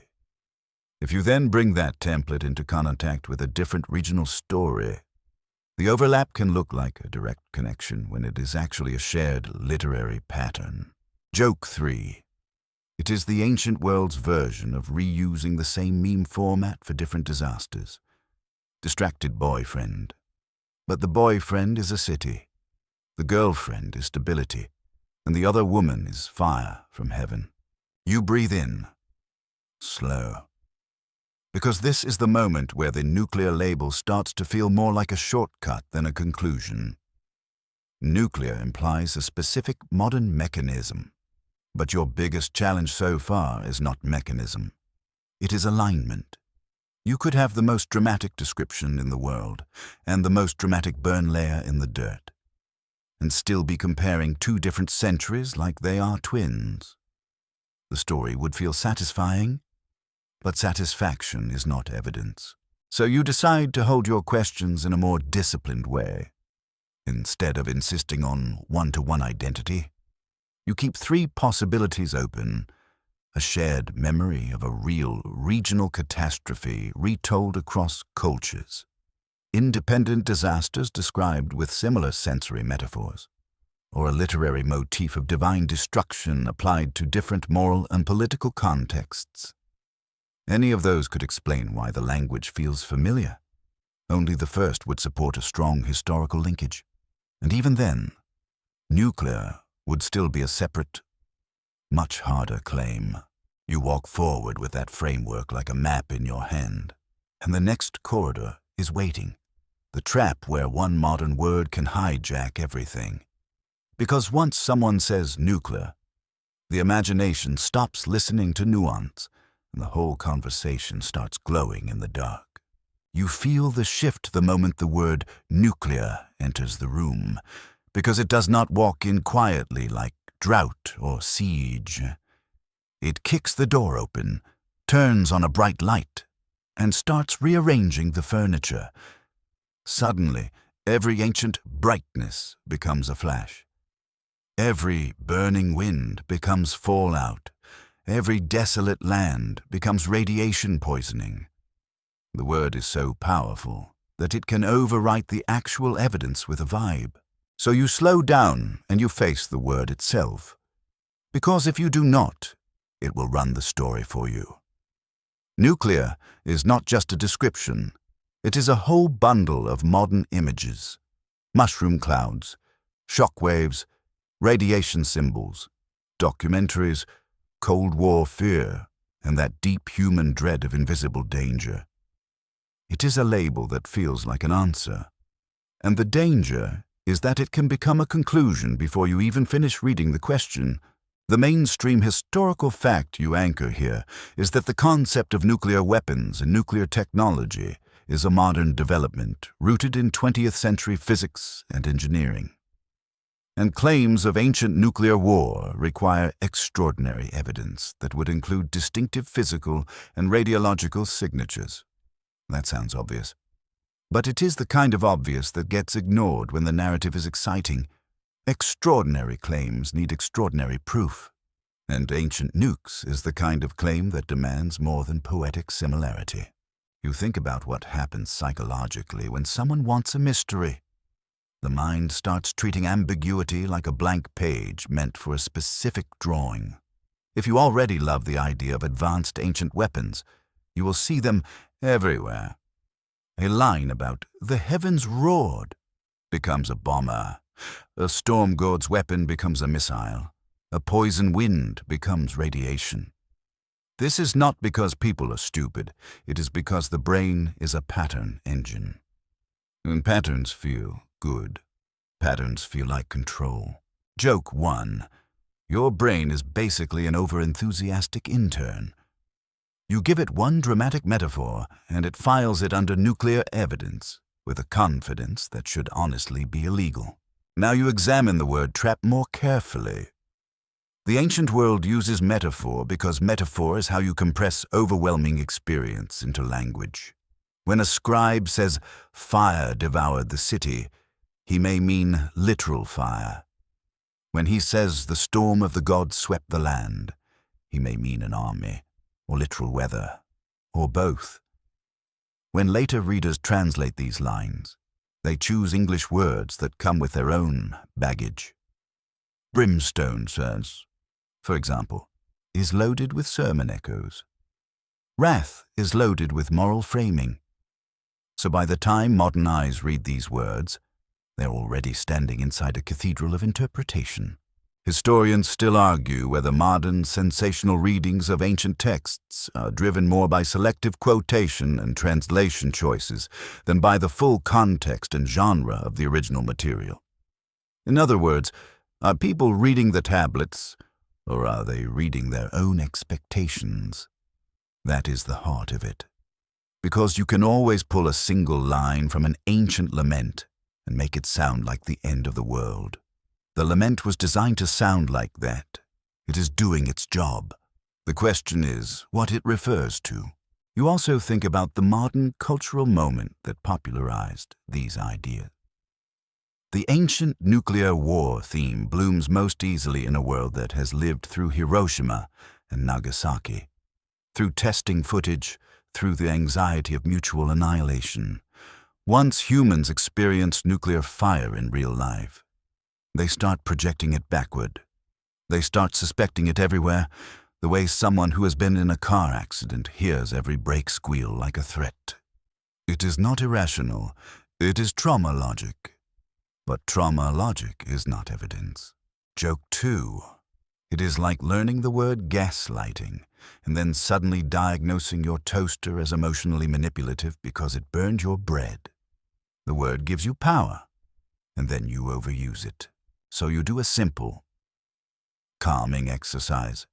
You separate describes like nuclear from is nuclear. Ancient descriptions can sound like nuclear because nuclear is a kind of intense destruction, and humans have always witnessed intense destruction. But if it were truly nuclear, you would expect certain downstream effects that ancient sources might at least hint at in a consistent way. Lingering sickness patterns, long-term uninhabitability beyond normal war devastation, and physical markers in the environment. Even if ancient writers did not understand radiation, they might describe strange lingering harm. But again, those descriptions can also match plague, toxic smoke, chemical contamination from burning materials, or salted land. You also remind yourself that uninhabitable can be social. A city can be abandoned because trade collapses, because the water source shifts, because enemies control the area, because the population flees, because the political center moves. That abandonment can last centuries and get mythologized as curse. The land did not need radiation. It needed bureaucracy to fail. Here comes the quirky fringe tidbit that deserves a gentle but firm spotlight. Some popular claims cite high radiation readings from certain ancient sites or regions as proof of ancient nuclear events. The issue is that background radiation varies naturally with geology, and without standardized methods, controlled sampling, and peer-reviewed context. Random readings are not persuasive. Even if a reading is genuinely elevated, it can have natural explanations. And if you are going to argue for a nuclear detonation, you need to rule out those explanations rigorously, not just dramatically. You feel the temptation to argue, to swat away the sensationalism with sarcasm. But you keep the tone sleepy. The goal is not to win a debate. It is to keep your mind clear, because the word trap works by making you emotional, either excited or dismissive. And both emotions shorten your attention span. If you are excited, you cherry pick. If you are dismissive, you stop looking. Either way, you miss the interesting middle. So you set a rule for yourself. Every time you hear nuclear, translate it into questions. What specific text is being cited in its full context? What is the original language term, and what alternate translations exist? What is the genre? Lament, omen, myth. Administrative record. What is the archaeological footprint at the proposed location? Is there independent, replicable evidence of unusual heat, blast, or chemistry? Does the proposed date align across systems? You notice how the word trap hates questions. It wants statements. It wants certainty. It wants the thrill of solved. But history is a slow animal. It does not like being dragged. Joke 3. Nuclear is the friend who shows up to game night and tries to flip the board because they cannot handle losing. You are like, no, we are playing carefully. Put the board down.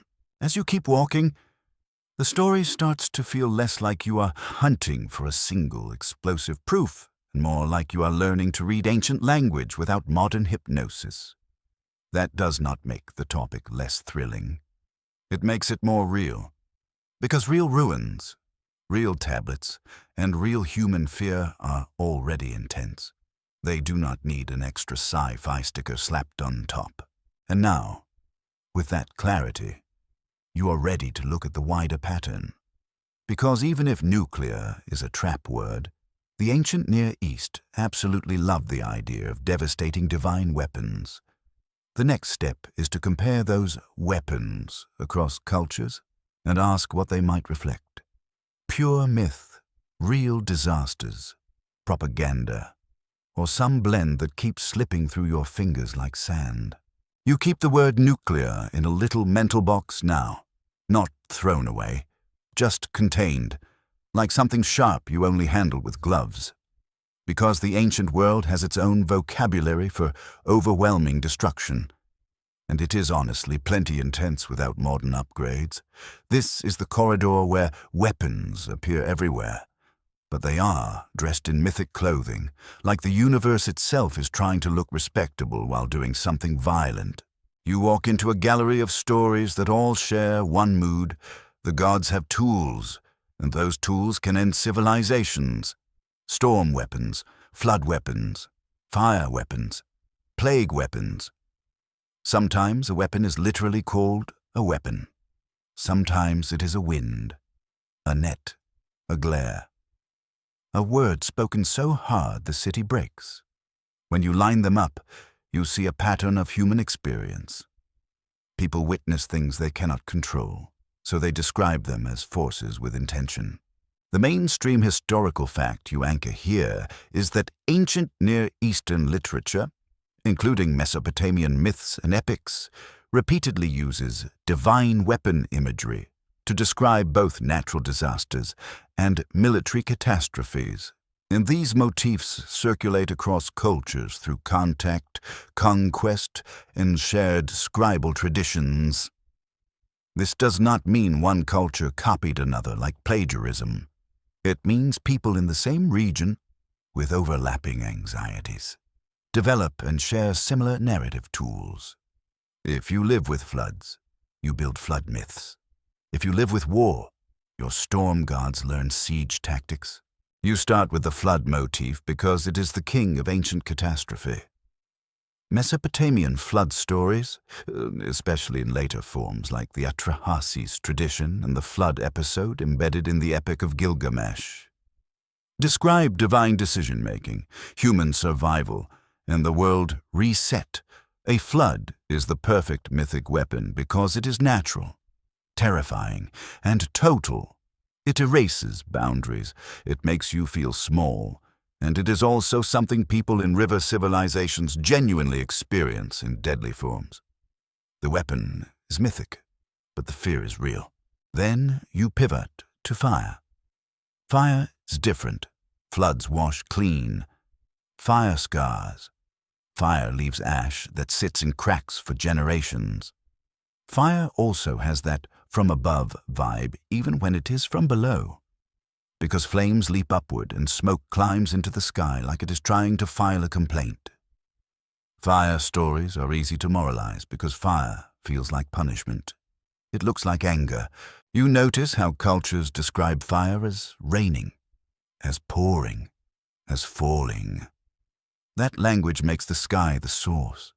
Even a normal city fire can feel like it came from the heavens if embers are flying.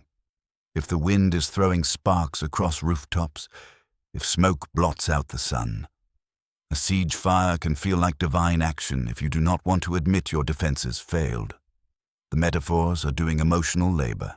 Historians still argue whether many divine weapon motifs originate primarily as literary metaphors for war and kingship, or whether some preserve distant memory of unusual natural events like meteor falls, volcanic haze, or rare atmospheric phenomena that would have seemed supernatural.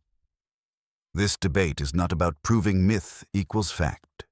It is about understanding why certain images repeat. Repetition can mean cultural convention, or it can mean recurring experience, or both at once. You begin comparing the weapons like you are comparing different masks worn by the same face. The evil wind that brings sickness, the burning storm that devours crops, the net that captures enemies, which might reflect real tactics like encirclement, the radiance that overwhelms. In one story, a god's weapon is a literal object, like a mace or a bow. In another, it is the environment itself turned hostile. That flexibility tells you something crucial. Weapon is not a technical category here. It is a narrative category. Anything that destroys can be described as a weapon if you want it to feel intentional. Joke 1. In ancient myth logic, a tornado is not weather. It is a deity's emotional support weapon. The gods apparently cope by throwing things. Now you widen your gaze beyond Mesopotamia In the Levant, in Canaanite and later traditions, storm gods also swing power like clubs. Baal, for example, is a storm deity in Ugaritic texts, and his battles have cosmic stakes. The storm motif is regional, and it makes sense. Storms are both life-giving and lethal. Rain means crops. Too much rain means floods. Lightning starts fires. The storm is a god because the storm decides if you eat. So when later biblical tradition talks about divine fire from heaven, it is not inventing the concept of sky-delivered judgment out of nothing. It is speaking a language its region understands. Whether the story is a memory or parable, the imagery is culturally fluent. You think about how these motifs can preserve real disaster shapes. A meteor air burst, if witnessed, would look like fire from the sky. It would be bright. It would roar. It could create a blast wave. It could start fires. It could make the ground shake. Survivors would describe it as a god weapon. Because what else is a rock from space if not a cosmic projectile? You do not need advanced technology. You need a universe that occasionally throws stones. Joke 2. Imagine explaining space rock to someone whose scientific vocabulary is the sky is angry. You would also call it a divine tantrum. Honestly. Fair. But you also keep war in the frame.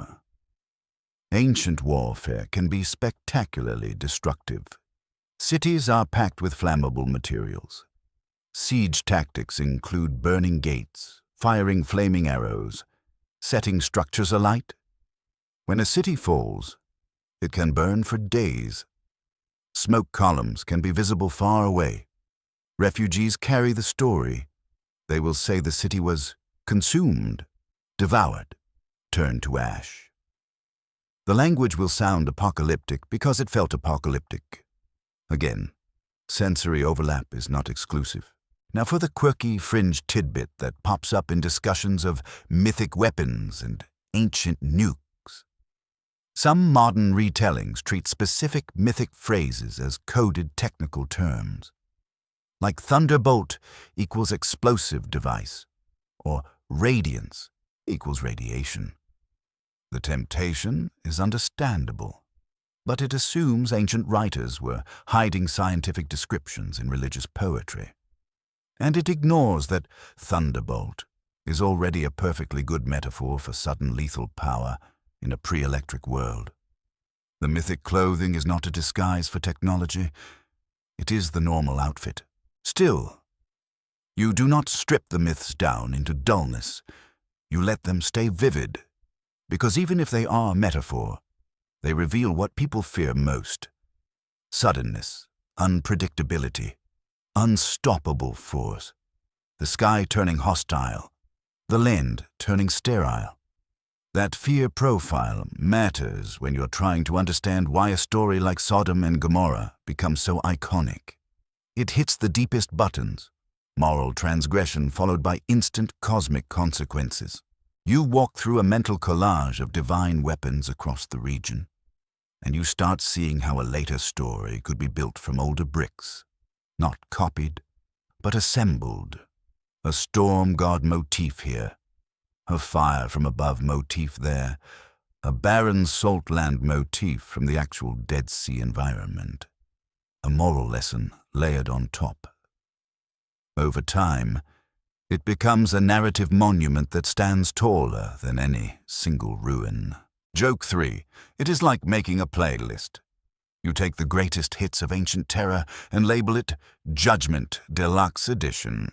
And with that, you feel ready for the next turn, where you stop treating nuclear as the only alternative to myth and instead seriously consider natural mechanisms that can produce the same sensory package. Flash, blast, heat, salt, and lingering devastation. Because if a real event seeded the story, nature has more options than most people realize. You carry that playlist of ancient terror in your pocket as you step into a calmer, colder kind of room. The kind where the mystery does not need gods or warheads to be terrifying. This is the room where nature does the same tricks, only without intention, which somehow makes it worse. Because you cannot negotiate with geology. You cannot bribe an airburst. You cannot send a strongly worded prayer to a fault line and expect it to file your complaint. You stand on the edge of the Dead Sea Basin in your imagination again. And instead of asking, "Was it nuclear?" you ask, "What natural events can look like divine fire?" That question changes everything. It makes the sky and the ground feel like a lab you are allowed to visit, as long as you do not touch anything, because everything is hot and sharp. You start with the simplest candidate that still sounds like a movie. An asteroid or meteor event, especially an airburst. You picture something entering the atmosphere at brutal speed, heating the air, glowing brighter than the sun for a moment. The flash alone can feel like a god turning on a spotlight directly in your eyes. Then, if it explodes mid-air, it produces a blast wave that can flatten structures, shatter windows, shove people off their feet, and kick up dust into a rolling wall. And because it is hot, it can ignite things. Roof thatch, stored grain, wooden beams, dried brush. All the ingredients for a city to go from alive to smoke fast. Joke 1. You spend your whole life worried about what is under your bed. And then the actual threat shows up from space like, "Hi, I am a gravity's surprise."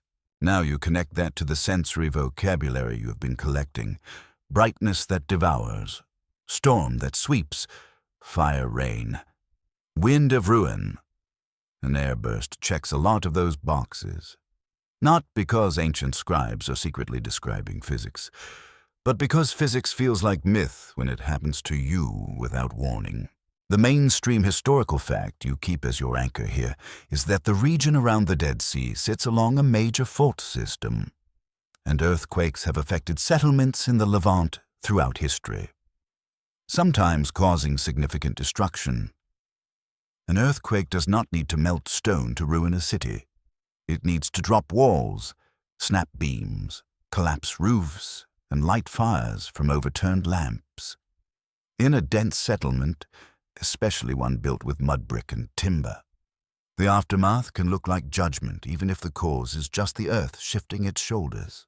You imagine the quake first, a low rumble, then a violent shaking that makes the ground feel liquid. People cannot stand. Buildings crack. Dust blooms from collapsing plaster. Then the secondary disasters begin. Fires start in multiple spots. Water systems break, if there are. Gas seeps. They can vent. If there is bitumen nearby, it can burn with thick smoke. In a region with sulfur deposits, the fumes can be choking, stinging, and memorable enough to become brimstone in a later retelling. The story becomes, "The earth shook and the sky burned." Even though it was the ground that did the opening act, you also consider something quieter but relentless. Salt. The Dead Sea Basin is salt's kingdom, and salt can ruin land the way a slow poison ruins a relationship. If irrigation or flooding patterns shift, salts can accumulate in soils and fields can become less productive. Over time, people watch a once healthy patch of land turn pale, crusted, stubborn. It becomes the perfect physical symbol for curse. And because humans love dramatic narrative, a slow disaster can be condensed into a single moment in story time. The land was turned to salt, becomes one line, even if the real process took years. Historians still argue whether the physical descriptions in the Sodom and Gomorrah tradition are best explained as memory of a sudden, catastrophic event, as a moralized literary construction using familiar regional imagery, or as a blend where real environmental features like sulfur, bitumen, and salinity shape the story's details. You feel that debate like a gentle tug on your sleeve. It does not demand you pick one answer tonight. It demands you respect how many answers can be plausible. Now, you bring in another natural mechanism that sounds almost too specific until you remember the geology. Gas ignitions. In areas with natural gas seeps, methane can accumulate in pockets. If it vents suddenly and finds a spark, it can create dramatic flames. Add bitumen and sulfur, and you have a combustion cocktail that can look like the sky is vomiting fire, even if the ignition begins at ground level. Flames and smoke can rise so violently that observers interpret it as falling from above. Humans judge direction poorly when their eyebrows are at risk. Joke 2. You ever try to pinpoint where smoke is coming from in a breeze? Now imagine doing that while your sandals are melting and someone is shouting, "The gods did it." Good luck with your field notes. You take a slow walk through the possible sensory package again, matching each piece. Flash, meteor entry, lightning storms. Even large-scale fires can produce sudden glare. Blast, airburst, quake-induced collapse. Pressure from explosions of stored grain or fuel. Heat, urban firestorm, airburst thermal pulse, ignited bitumen, smoke column, city burning, bitumen-rich combustion, widespread brush fire, bitter air, sulfurous fumes, smoke, dust, barren aftermath, salinity, abandonment, disrupted canals, ash cover, social collapse. None of these require a nuclear device. All of them can produce language that later readers, primed by modern fears, might interpret as nuclear anyway. And yet you do not want to swing too far into "'tis all explainable," as if that makes it small. Natural disasters are not less, they are just indifferent. An airburst does not hate you, it just happens. An earthquake does not punish morality, it just releases stress. But to people living through it, indifference and punishment feel the same. The body only knows that the world is ending. You pause and let the landscape contribute its own weirdness. The Dead Sea sometimes releases bitumen lumps that float like black loaves, and ancient people notice and use them. Bitumen is sticky, flammable, and smoky. It makes for dramatic fires and dramatic stories. If bitumen ignites in quantity, the smoke is thick and dark and unforgettable. That could feed the furnace imagery.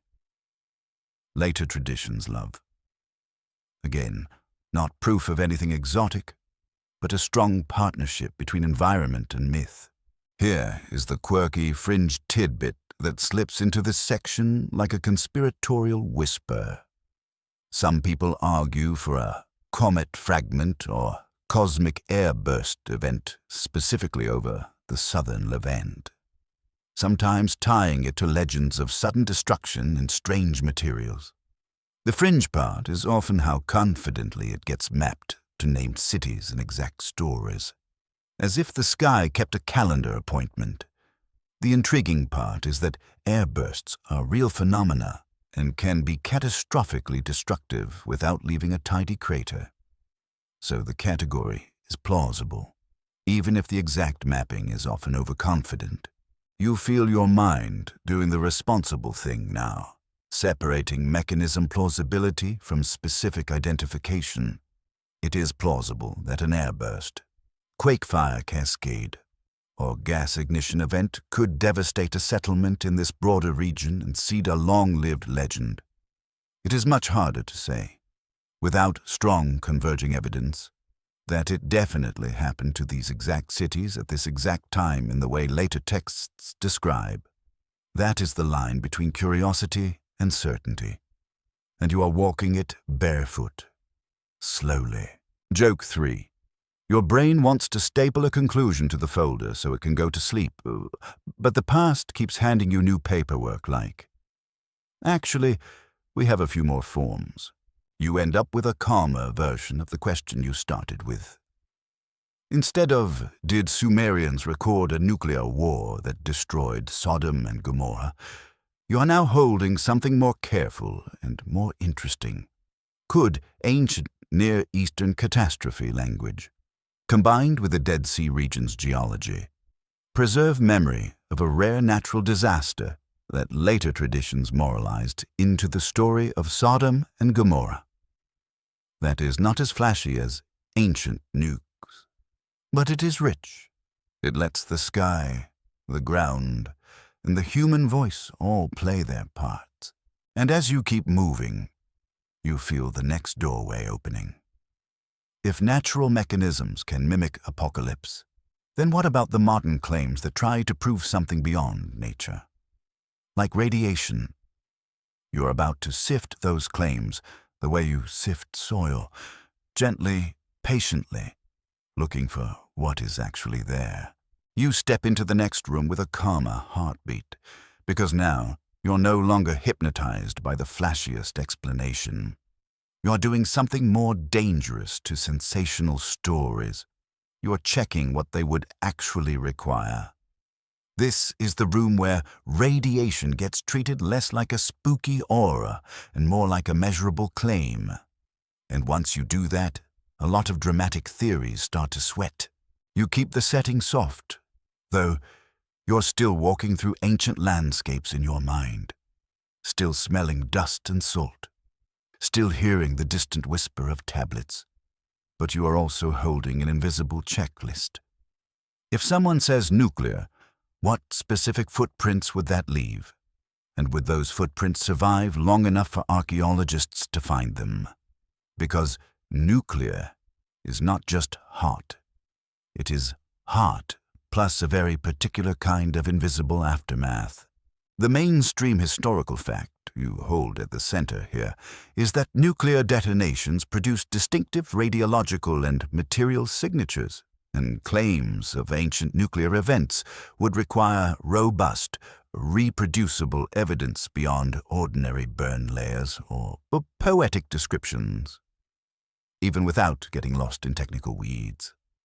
You know the gist: unusual isotopic ratios, persistent contamination patterns, and materials altered in specific ways. Not just, this rock looks melted, but this rock contains changes that point to a very specific process. You imagine someone arriving at a ruin and saying, the stones are fused, therefore nuclear. And you picture yourself, sleepy but stubborn, asking, okay, but what else was here? Was there a kiln, a metal workshop, a big fire, lightning, an impact? This is the difference between a clue and a diagnosis. One fused brick is a clue. A consistent suite of nuclear signatures across a wide area is a diagnosis.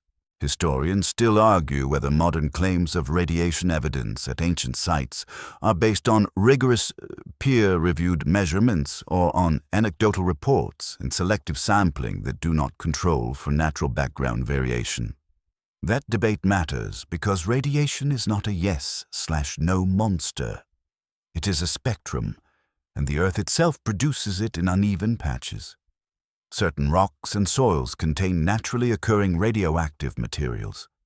Hot springs can carry minerals. Even building stones can vary. So if you walk around with a handheld meter and it clicks more in one spot, that is not instantly a mushroom cloud. It might just be geology doing its quiet, boring thing. Joke 1. A Geiger counter is basically the world's most anxious metronome.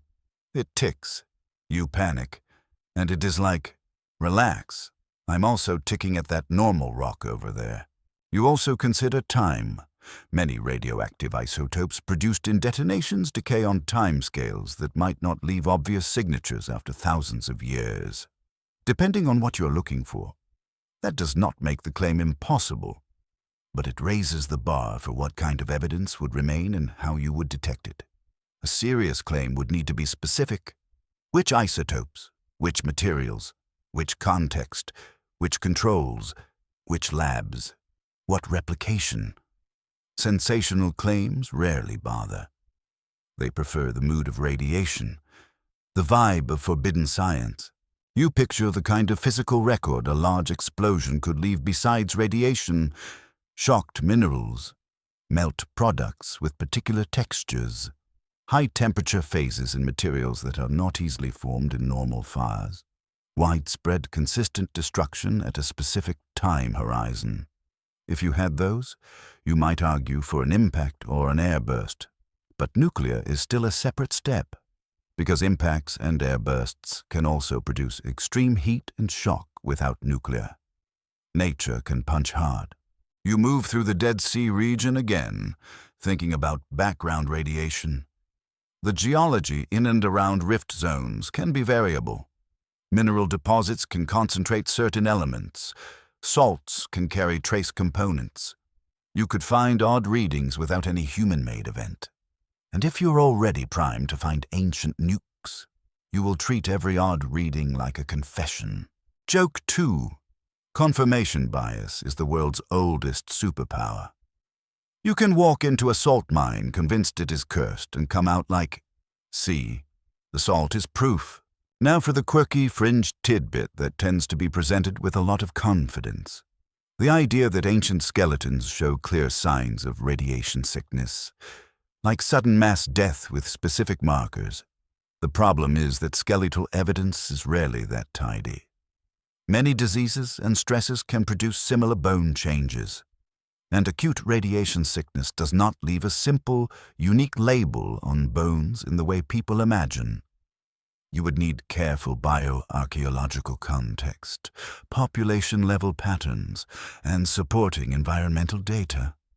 Otherwise, it is story-making dressed as diagnosis. You also think about how stories of people's hair falling out or skin changing get used in these arguments. Those details can appear in various folklore or later retellings, but even when present, they are not exclusive to radiation. Severe illness, starvation, poisoning, smoke inhalation, and heat exposure can all produce dramatic bodily effects. Ancient texts often describe suffering in broad, symbolic terms anyway. Their bodies were afflicted is not a medical chart. It is a lament. So you ask, quietly, if someone insists the evidence exists, where is it in a form that other researchers can check? Are there published studies with methods and data? Are there multiple independent analyses? Or is it a chain of repetition where one dramatic claim gets cited by another dramatic claim? Until it feels well known because you have heard it 5 times. This is where you feel the archive again. That stern patience. Clay tablets do not exaggerate their own existence. They just sit there, waiting for you to read them properly. The soil does the same. If a nuclear signature were present, it would not need a viral video to survive. It would show up in careful sampling. It would withstand skepticism. It would be boringly consistent. Real evidence has that quiet confidence. Joke 3. Real science is the opposite of a cliffhanger. It is basically, we tested it 12 times and it still says the same thing. Not exactly blockbuster energy, but very comforting. You let yourself imagine what a responsible investigation would look like, because this helps you separate fantasy from possibility. Researchers would identify candidate sites with clear destruction layers. They would sample materials from sealed contexts, not surface debris. They would run isotopic analyses in reputable labs with blind controls and background comparisons. They would publish methods and results. Other teams would replicate.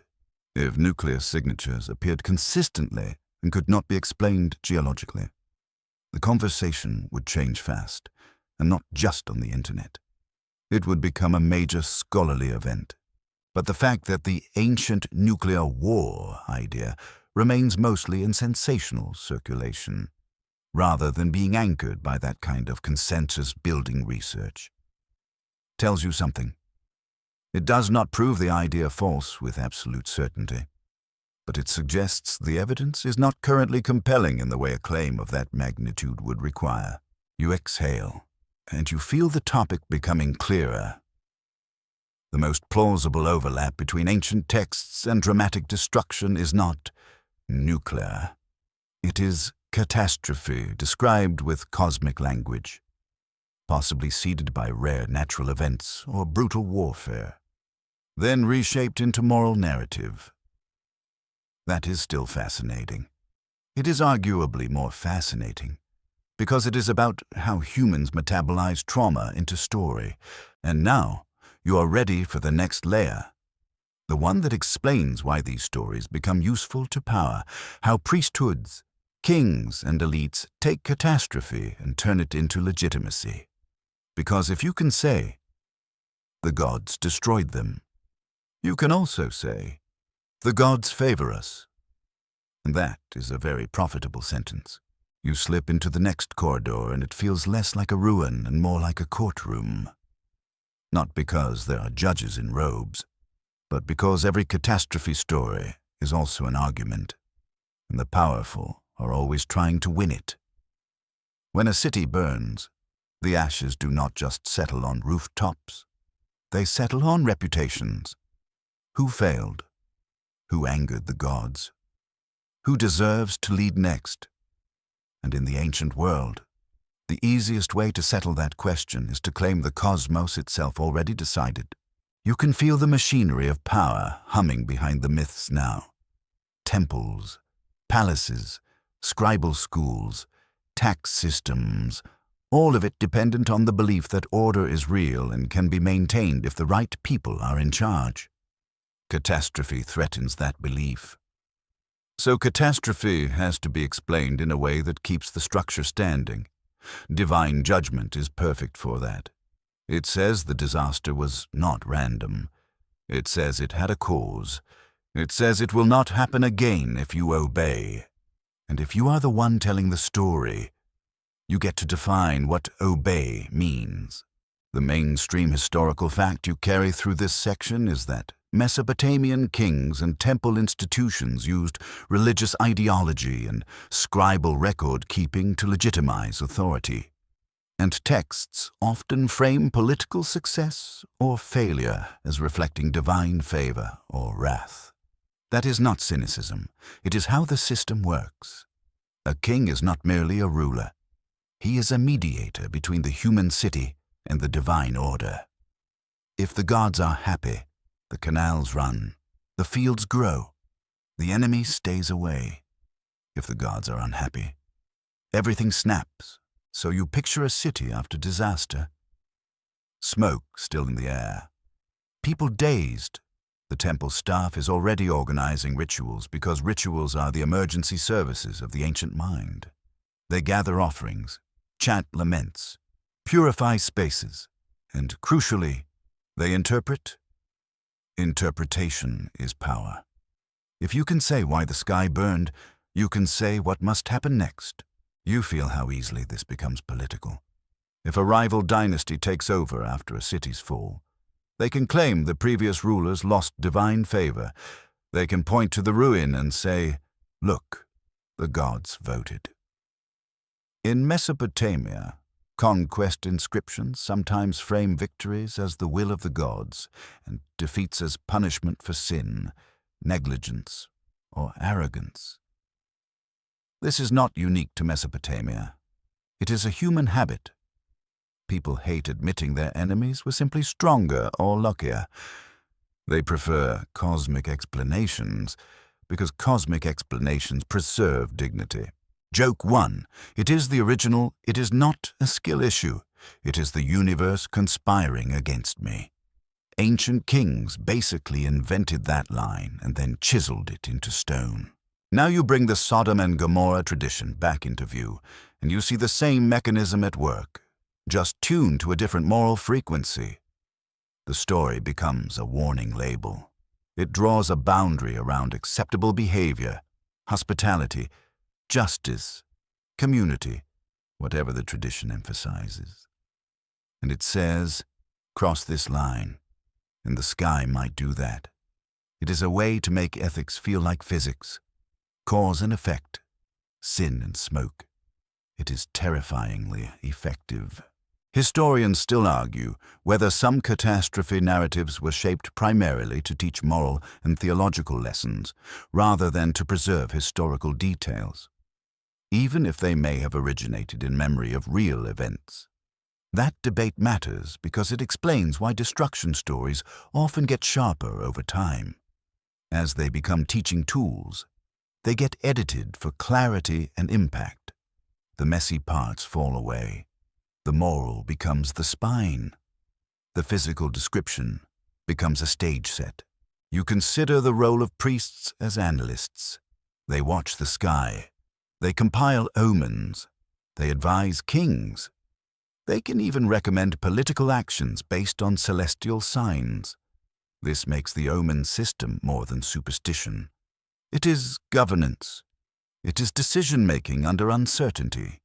If you believe the sky communicates, you create a bureaucracy to read it. And once a bureaucracy reads it, it can influence policy. That is how the heavens end up shaping the earth.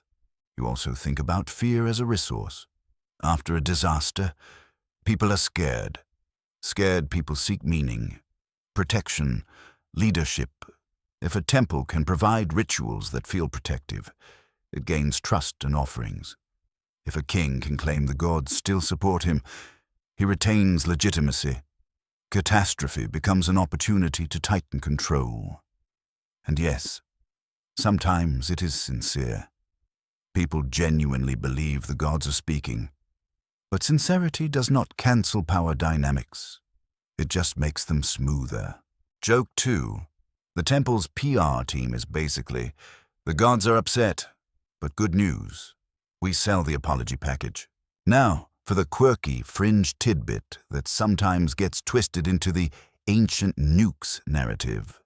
The idea that elites intentionally hid technical knowledge about weapons or cosmic events inside religious language to control populations. It is an exciting idea because it frames priests as secret scientists. But it often assumes a level of technological continuity that would leave clearer traces than we see. What is more plausible is that elites used the knowledge they did have, like astronomy and administration, to build authority. And they used religious language because that is the shared operating system of society. You do not need secret reactors. You need a compelling story and a scribal class to spread it. You imagine a scribe in a palace after a disaster. He is told to write a record. He knows what happened on the ground. He might even have details about an enemy raid or a structural failure. But he writes in the idiom of legitimacy. The gods decreed.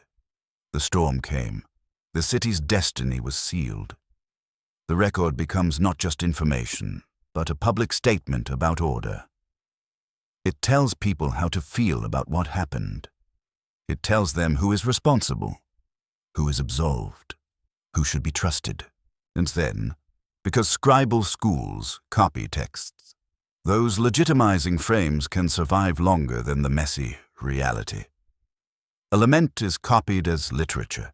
An omen is copied as wisdom. A royal inscription is copied as model rhetoric. Over centuries, those copied frames become the way people talk about catastrophe. So later communities, even in different languages, inherit not just a story, but a style of story. This is how fire from heaven can feel like a cultural reflex. You also notice how catastrophes become boundary markers in group identity. We are not like them is a powerful sentence. If you can point to a destroyed city and say, they were wicked, you can define yourself as righteous. The ruin becomes a moral mirror. It is not about the ruin anymore. It is about you. That is part of why Sodom and Gomorrah remains so potent. It is endlessly reusable as an example.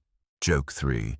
It is basically the ancient world's version of pointing at someone else's messy house and saying, see, that is why I clean, while your own sink is full of dishes.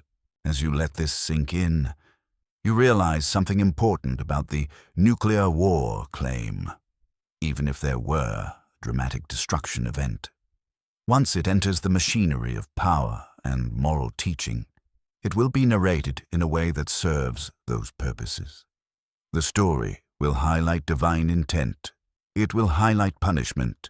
It will highlight lesson. It will not preserve a technical breakdown of cause. That is not what these texts are for. They are for meaning. So the real question becomes, if a catastrophic event did happen, how did it move through human networks? Who carried it? How did it change as it traveled?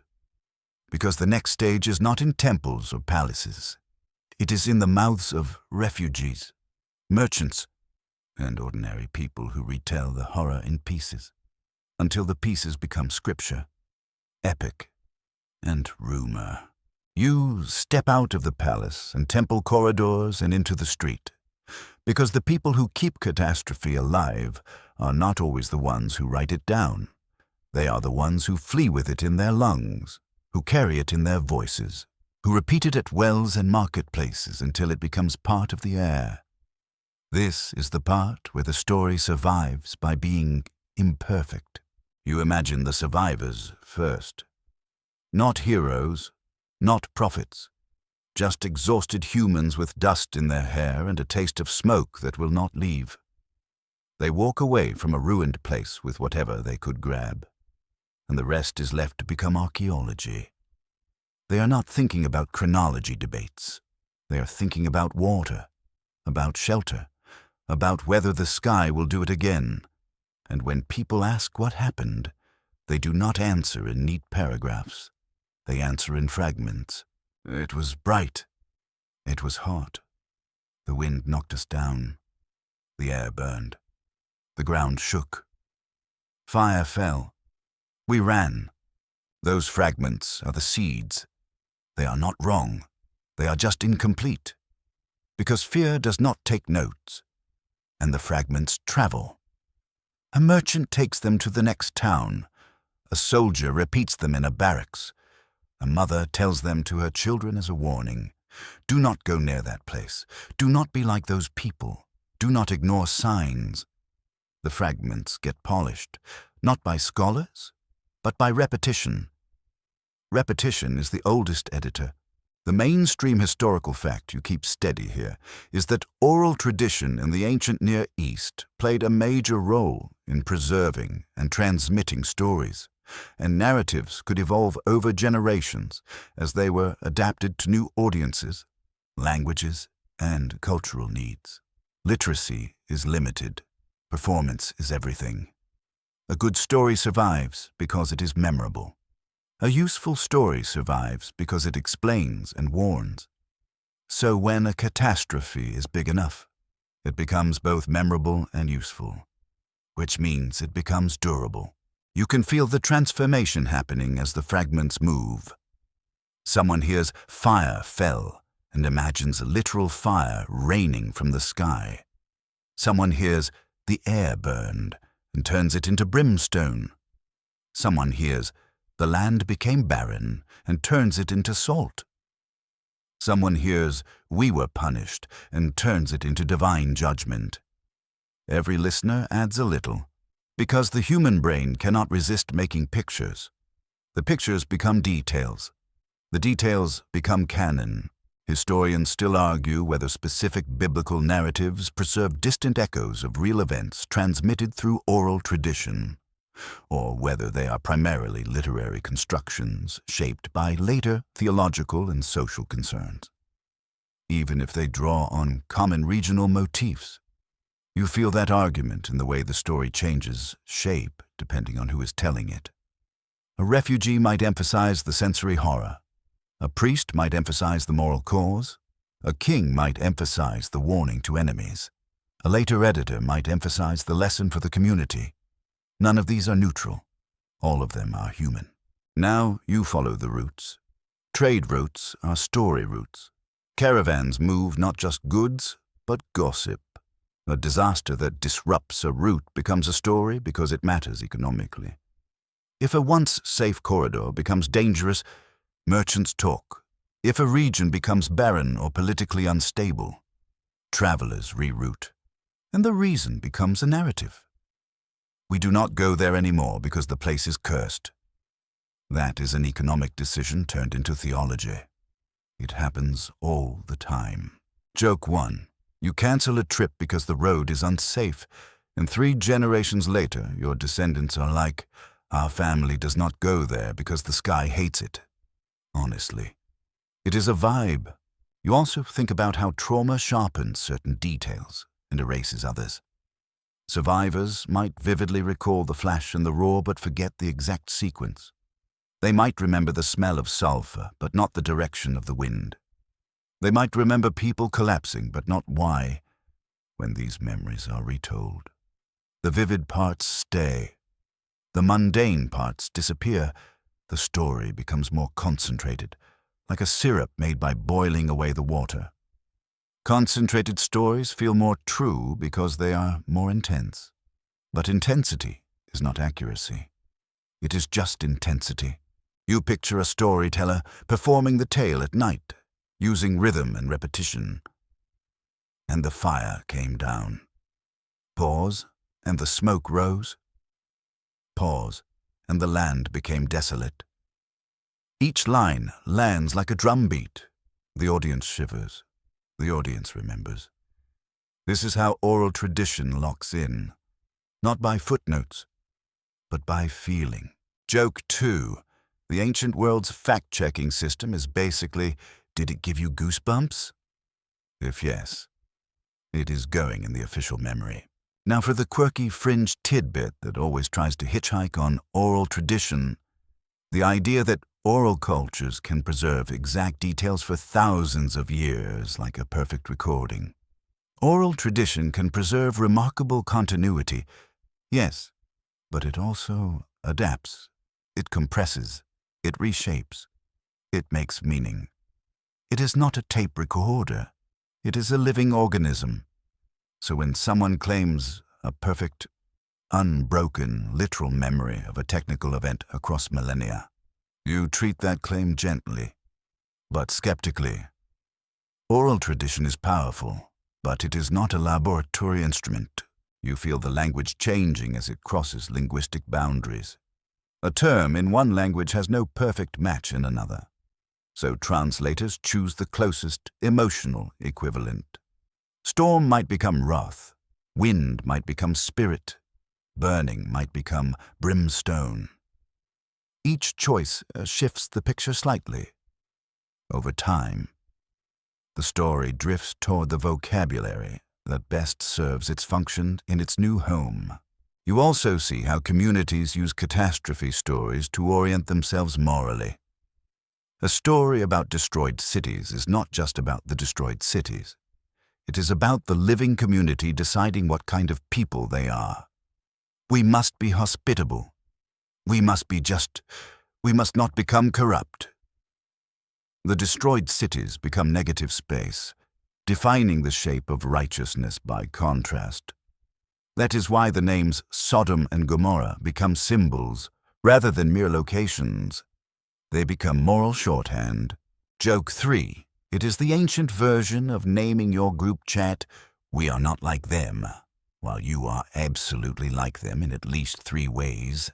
As you walk along these story routes, you realize the nuclear war idea thrives precisely because oral tradition can preserve sensory horror while losing mechanism. A flash and a blast can be remembered without knowing what caused it. Later people, living in a world where nuclear images exist, can retrofit the mechanism. They can say, "Our ancestors saw this." But the ancestors might have seen something else entirely.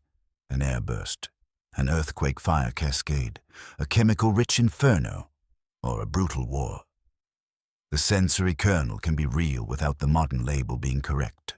So you end up respecting the story in a new way. Not as a technical report, but as a survivor's package. It preserves what it needed to preserve: the terror, the warning, the sense that the world can change in a single day. The mechanism is negotiable. The lesson is not. And now, you can feel the narrative pulling you back to the tablets one last time. Not to force them into the Sodom frame, but to ask a quieter question. What do the records actually say when you read them as literature, as history, and as human testimony? You're about to return to the clay with calmer eyes and separate ore from evidence. Without stripping the ore away, you return to the tablets the way you return to a quiet room after a loud street, carrying the noise with you but letting it fade at the threshold. The clay does not care about your theories. It does not care about modern labels. It sits there with its wedge marks, patient, stubborn, and oddly tender, as if it knows you will keep projecting your fears onto it and it will keep being itself anyway. You stand in front of the imagined cases again and you do the thing you have been practicing all night. You read with two eyes. One eye for the poetry, for the way ancient people speak in storms and flames, because that is how terror feels. Another eye for the history, for what these texts can plausibly preserve about real events without turning them into a sci-fi brochure. You start with what the tablets truly are good at. They are good at showing you how ancient societies think. They show you that writing begins as administration and grows into everything, including grief. They show you that when cities fall, people write laments that make the city a living being. They show you that the sky is watched like a moral instrument panel. They show you that kings and priests use divine framing to make catastrophe mean something. All of that is solid, mainstream, and supported by the very existence of these genres. You do not need to force any exotic conclusion to get value. The value is already there, pressed into clay. The mainstream historical fact you hold for this final section is that Sumerian and broader Mesopotamian texts contain vivid descriptions of urban destruction and cosmic storm language tied to warfare and disaster. And these descriptions belong to established literary and religious genres rather than modern technical reporting. That is not a dismissal. It is an instruction on how to read. If you mistake a lament for an eyewitness engineering log, you will misunderstand it if you read it as a cultural artifact, processing real trauma through sacred language. You will understand it better. Now you look for the specific claim that started this whole journey. Sumerian records of the nuclear war that destroyed Sodom and Gomorrah. Read plainly, the tablets do not give you a clean line that says, "We nuked those cities." They do not name Sodom and Gomorrah in the way a later Hebrew tradition does. They do not provide a mechanism in modern terms. What they do provide is a vocabulary of catastrophe that later traditions can resemble. Divine fire, devouring storm, poisoned wind, desolated land. They provide the ancient Near Eastern habit of framing overwhelming destruction as coming from above, because above is where meaning lives. Historians still argue whether any specific catastrophe described in Mesopotamian texts can be linked to later Levantine traditions through shared memory, trade route transmission, or simply shared regional motif, because the timelines are uncertain and the literary conventions are strong. That is the honest state of it. The overlap is plausible in theme.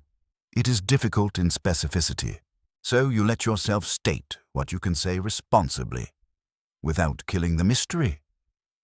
It is plausible that a real dramatic event in the broader ancient Near East, whether warfare or a rare natural disaster like an airburst or quakefire cascade, could produce sensory experiences later remembered as fire from heaven and smoke rising. It is plausible that the Dead Sea region's environment, with its sulfur smell, bitumen presence, and salt landscape, could shape a local tradition into the Sodom and Gomorrah imagery. It is plausible that oral transmission could carry the emotional kernel across generations. None of that requires nuclear technology. It requires humans, geography, and occasional violent nature. Now you address the nuclear part with the calm you earned. A nuclear claim would need distinctive, replicable physical evidence that stands apart from ordinary burn layers and from geology.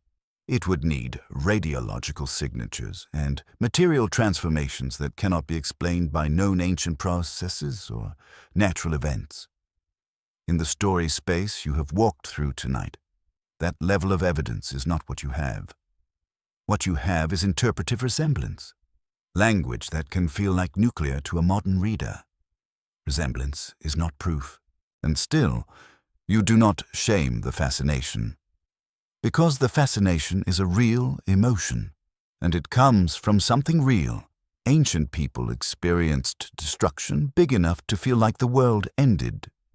They wrote about it with a scale that makes your modern bones recognize the fear. They lived under a sky that could deliver storms, comets, lightning, and sudden darkness. They lived on fault lines and floodplains. They watched cities burn and fields die. They watched empires rise and collapse. If you had lived there, you would also speak in cosmic terms. You would also say the gods did it, because random is a cold word to sleep beside.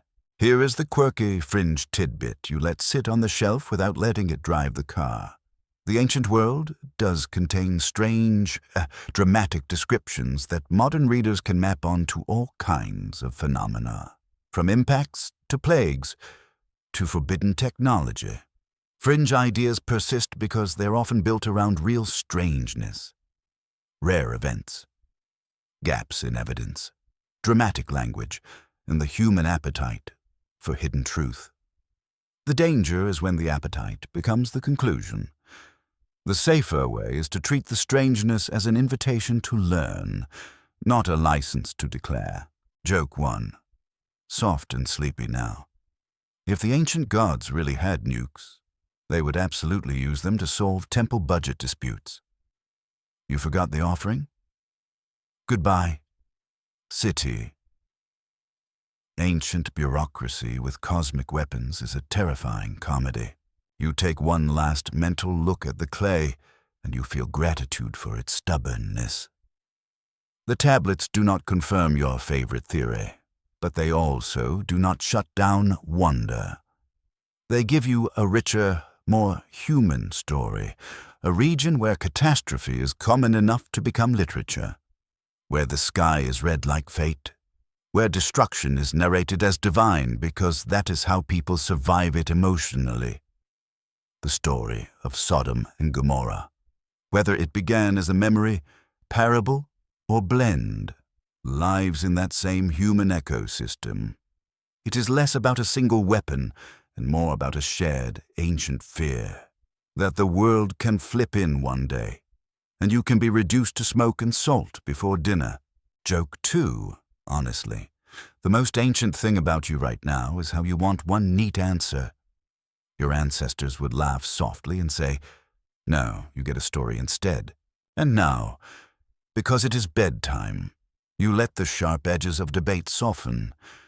You do not need to solve the ancient world tonight. You only need to feel it without letting it burn you. You step away from the glass cases. The fan hum in your room becomes louder again, grounding you. Your shoulders drop. Your breathing slows. The last image you carry is not a mushroom cloud, not a sermon, not a conspiracy thread.